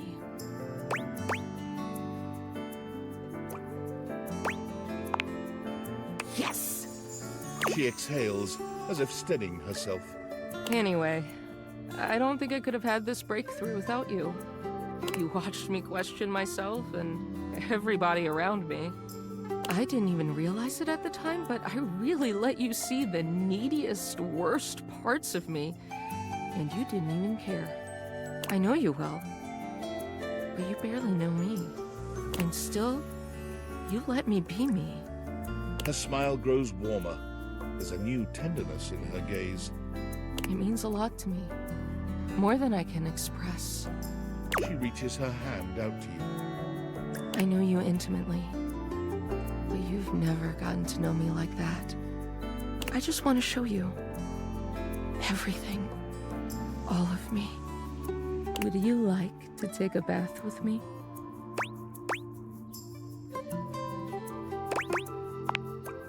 River smiles, taking you by the hand, and as she leads you off to the bath, you know nothing will ever be the same between you.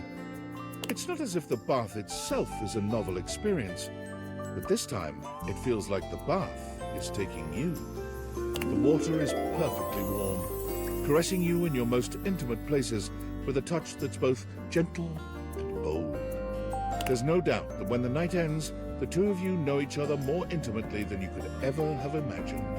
The river is such a constant presence in your day in so many ways. She might be ever-changing, but knowing that she feels safe enough to be her truest self with you means the world.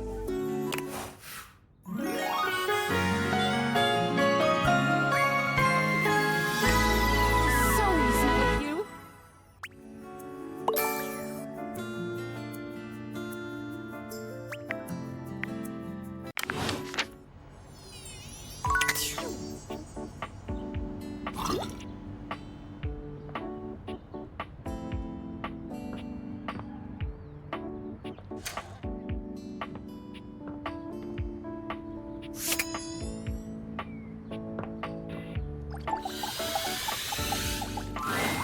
The employer generally gets the employees he deserves. J. Paul Jetty. I've been trying so hard to date. I thought, like, okay, maybe it's just a numbers game.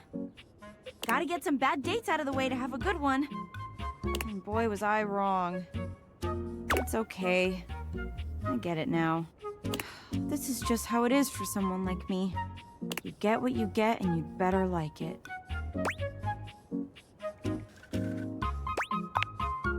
Aw, you're sweet and all, but I see now that I'm lucky anyone would put up with me.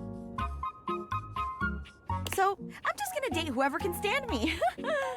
My date should be here any minute now, actually. There's a strange chill in the air, a note of dread that raises goosebumps along your arms.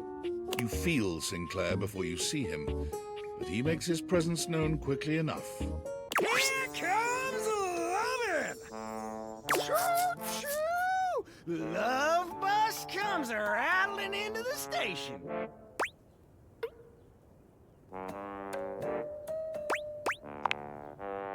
It's not funny to say things like that, you know. Wait. No. No! Penelope breaks away from Sinclair, who continues walking as if she was still holding his arm. I can't believe I didn't think of it before. Everyone wants to be appreciated, so if you appreciate someone, don't keep it a secret. I've been keeping my appreciation a secret because I was so scared of rejection. That's why I've been dating all these weirdos. But even those guys rejected me. So heck, why not? What's one more little rejection? I mean, it'll just shatter my heart into a million pieces, but whatever. I appreciate you. Like romantically.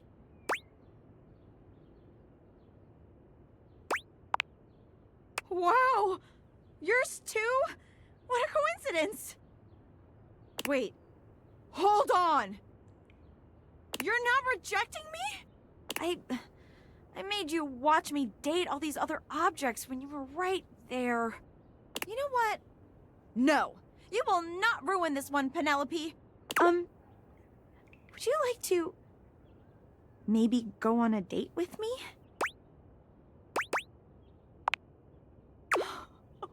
It's finally happening! It might have taken me a while to get here, but it was all worth it. I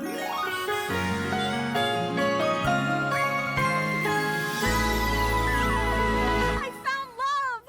Ah!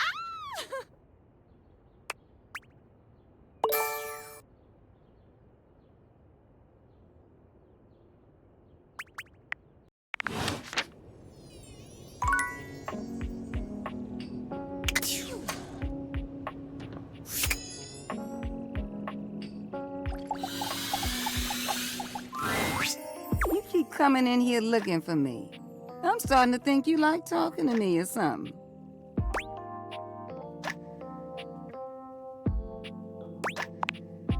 Keep talking like that, you just might. Look, I know I've been telling you about that couple that lived here before. Well, I want to tell you why they moved out. Is that all right? Now, let me start by saying these two people really loved each other. But what happened next really shook things up for me. They had a birthday party here. I was working double duty that day. It was what I would call a barn burner. I mean, they went on late into the night. The music was great, everyone was having a good time. But then, someone turned on the shower. I thought it was just those lovely tenants just wanting to be clean after the shindig. I heard their voices, but then I heard another.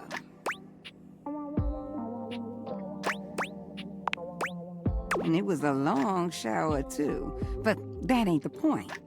The point is, after that, the arguing started picking up. I heard a name get tossed around that I ain't heard before. And then one day, when they were down here by my closet door, they started fussing and fighting. Then a question was asked. Who do you love more, them or me? That's not where things went downhill. The response they got was, can't I love you both? There was no response. That was a silence thicker than molasses on a cold day. Their shared showers were stopped. Within 2 weeks, they were packing boxes and getting ready to move out.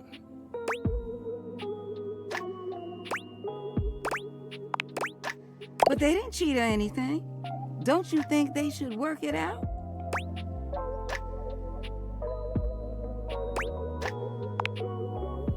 I think you're right, darling. I can't really place blame on either one of them. They just weren't on the same page. It broke my heart when they left, though. They seemed so happy for so long. Made me wonder if it was even possible to... Winifred trails off, lost in a thought she doesn't share with you. You know what? Never mind. I've got some thinking to do. You mind coming around some other time? I appreciate you as always, darling.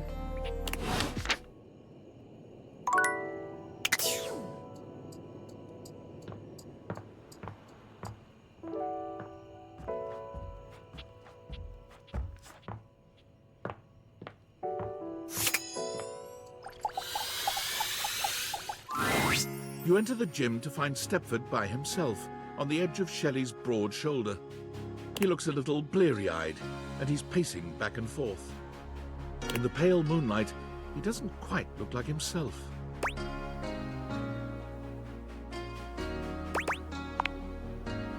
Yes. Hello, my friend. And possible lover. Just having a little trouble getting my brain to shut off before the big day. I've been rehearsing things in my mind. Just want to do everything perfectly, you know?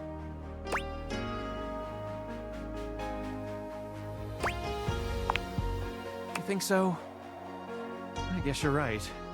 Stepford shifts in the light, and it cascades down his gorgeous locks, flowing over his muscled shoulders. It's just...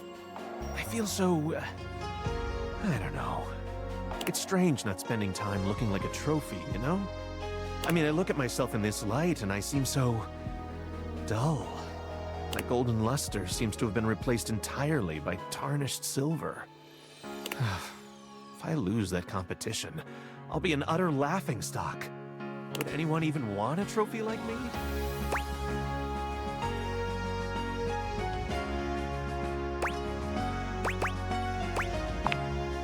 Stepford turns to you, fixing you with his electrifying gaze. Somehow he seems to channel the whole atmosphere of competition into his heavy-lidded glance. Your heart races. You feel a tingle of anticipation run up and down your spine. You always know just what to say.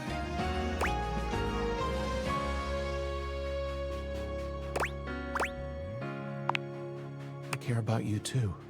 The moonlight streaming off Stepford's beautiful body is intoxicating.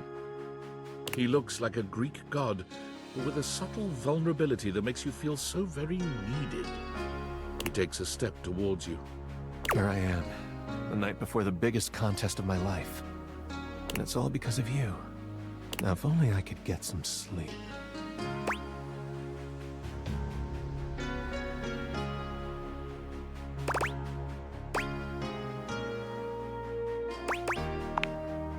Sure, I could sleep better after spending a little time with you.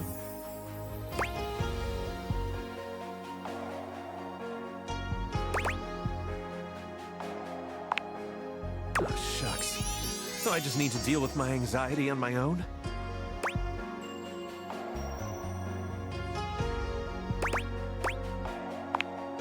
But no, funny business? Okay. Okay, I'll lie down for a bit. I guess I am pretty darn exhausted from training. Even so, I don't think I've got any chance of falling.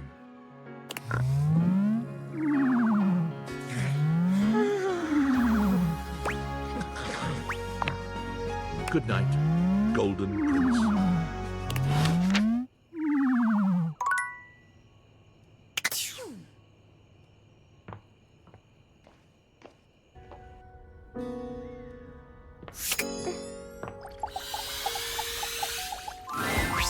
Look who's back. You must be here to watch the clouds with me. I am. This is the best view in the whole house for it. It isn't like there's much else to look at from here. Not to say there isn't potential.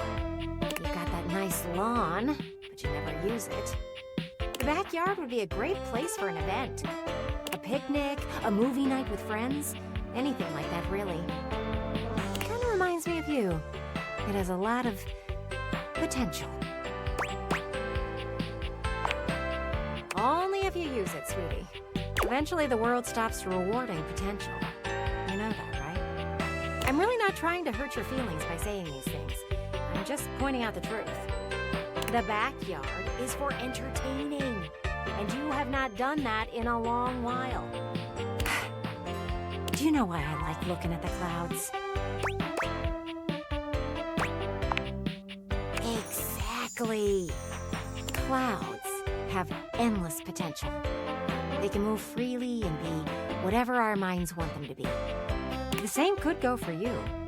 You could be like a cloud. Well, yes, but you could be whatever you set your mind to be. And that includes being social. That is true, but you clearly know what I mean. Human interaction. You should host a backyard party.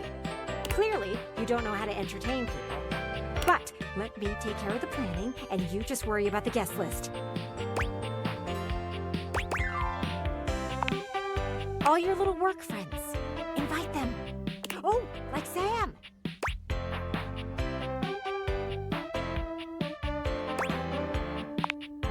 There we go. And don't worry. Even if you are feeling a bit of those old nerves, I got you covered. I'll plan out this whole get-together, and then you can decide if it's a go or not. How does that sound? You know what? Don't answer that. You just need someone to do it for you. Give me some time to think, and then come back. It shouldn't take me long.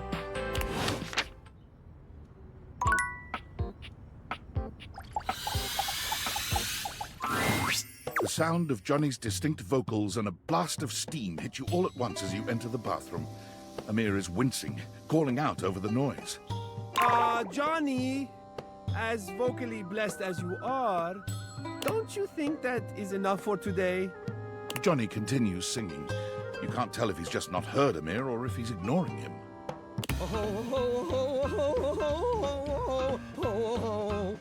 Johnny? Johnny! This is for you, Grandpa!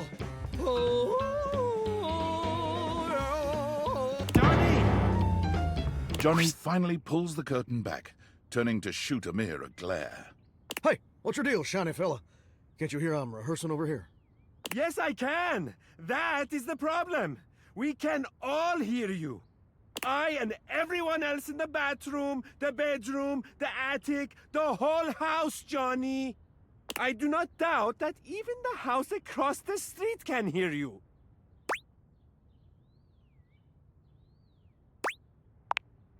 Oh, Azizam, I am so sorry. I did not see you come in. In fact, I cannot see anything as I am completely fogged over. Johnny doesn't bother waiting for any resolution to the conversation. He simply begins singing once more. Topiga, topiga, topiga. Bodega, bodega, bodega. Topiga, topiga, topiga. Bodega, bodega, bodega. Amir lets out a growl. You didn't know he had it in him. Perhaps because Johnny has spent the last 2 hours choking on that high D at the top of his pipes.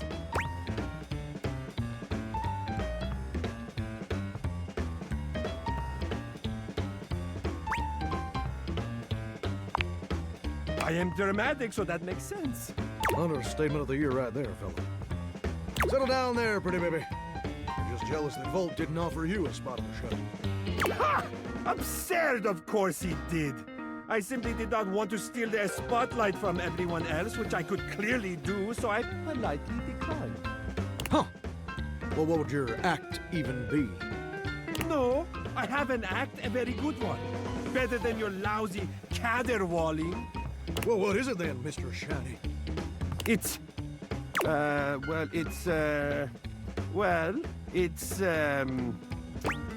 do, Oh, shucks. That's a great talent. I always like looking at you, Amir. I'll see you there. Where's the pipe, you hack? Hey, not my fault I'm the only one here who's got star quality, baby. I'm sorry you had to be there for that.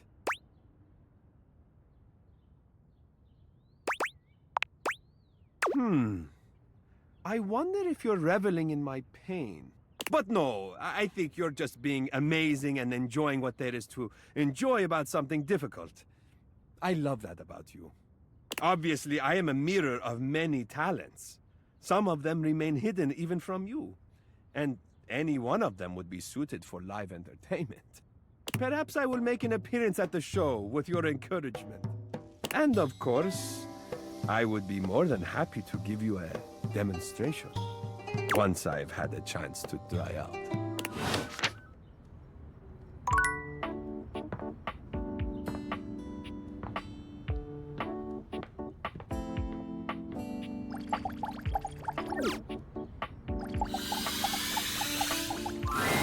You arrive at the site of the competition. Seemingly every object in the house has come out to watch. The buzz in the air is full of expectation, excitement, and tension. The pressure is high. Stepford seems both eager and nervous. This is it, the big event. It's intimidating. All the screaming fans, all the other competitors. Whoever organized this thought of everything. Yo, I forgot to ask you last night. Did you talk to any of the other objects for the quiz? You did? Thank you so much. We've got just enough time for one question from these practice tests. Okay, why do dryers produce static cling?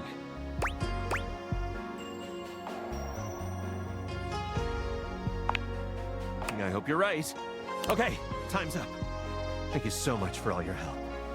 I wouldn't be here without you. Wish me luck. Stepford performs admirably and is awarded a gold medal. When it's all over, he comes running up to you, absolutely elated. Can you believe this? A gold medal! You even discovered Doug! That's incredible! I've been here all along, but, you know. Guess for once I get to be my own trophy. It's everything I could ever have dreamed it would be. Can you believe that the question we practiced showed up as the last one in trivia? This isn't some sort of make-believe fantasy video game reality, is it? Well, even if it is, I have you to thank for making my dreams come true. How could I ever express my gratitude?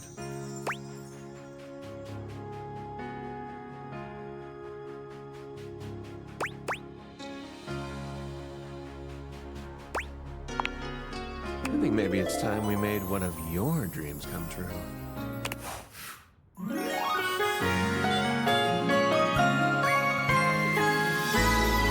Best. And also, I love you.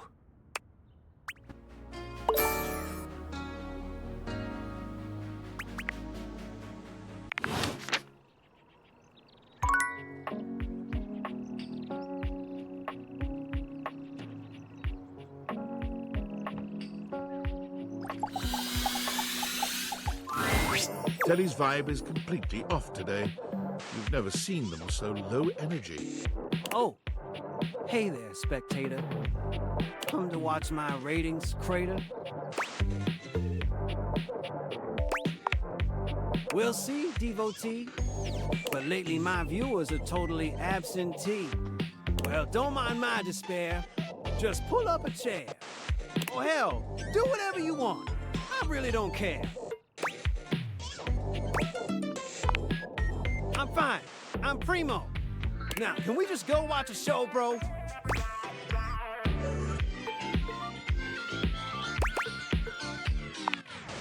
Loading programming, loading programming. Optimizing prestige TV, maximizing your fees so it's commercial free. White knuckle thrillers and serial killers, and endless ads for painkillers, and... screw it. I'm just too bummed out.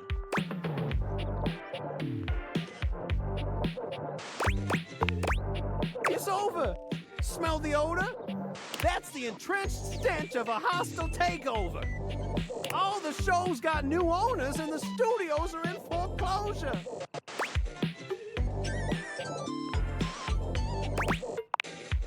It's all that and worse. Let me show you in verse. No matter what I do, Valdivaflix will always be better. They got all the consumers and they got all the cheddar. I can't compete. I'm obsolete. Someone ought to just yeet me into a shredder.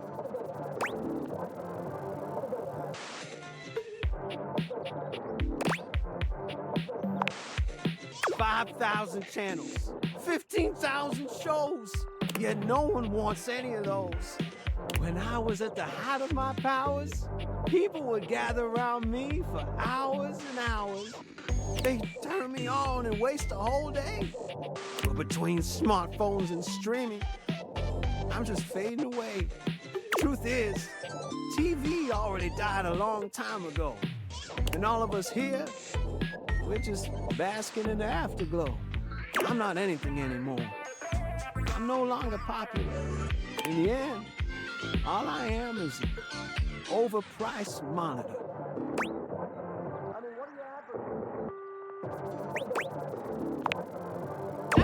Don't even pretend that you care. I've seen you watching Valdivaflix. I'm more than aware.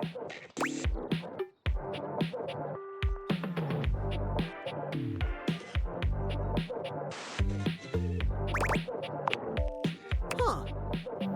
Never thought about that perspective before. But I guess why stop the show when you can watch an encore? Spectator, you make quite an impression. So before we wrap up this binging session, I hope you don't mind that I'm inclined to make a confession. After all my endless channel surfing, I finally found the absolute greatest spectator around. And from my remote to my speakers to my cathode ray, I want to binge watch with you till we both waste away.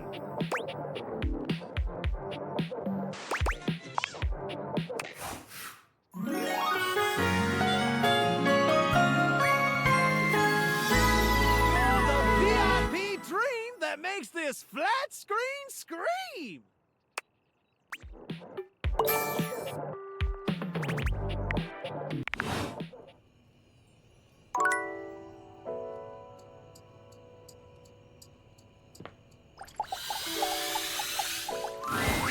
Look at you. You are looking more and more like a Viking every day. You are doing beautifully. In fact, here... He holds his hand out to you, offering you a glittering golden ring. This ring was a gift to my father from the queen of the collapsible bookshelves. She and her tribe lived on the far side of our warehouse. We had very friendly relations with them. After the war.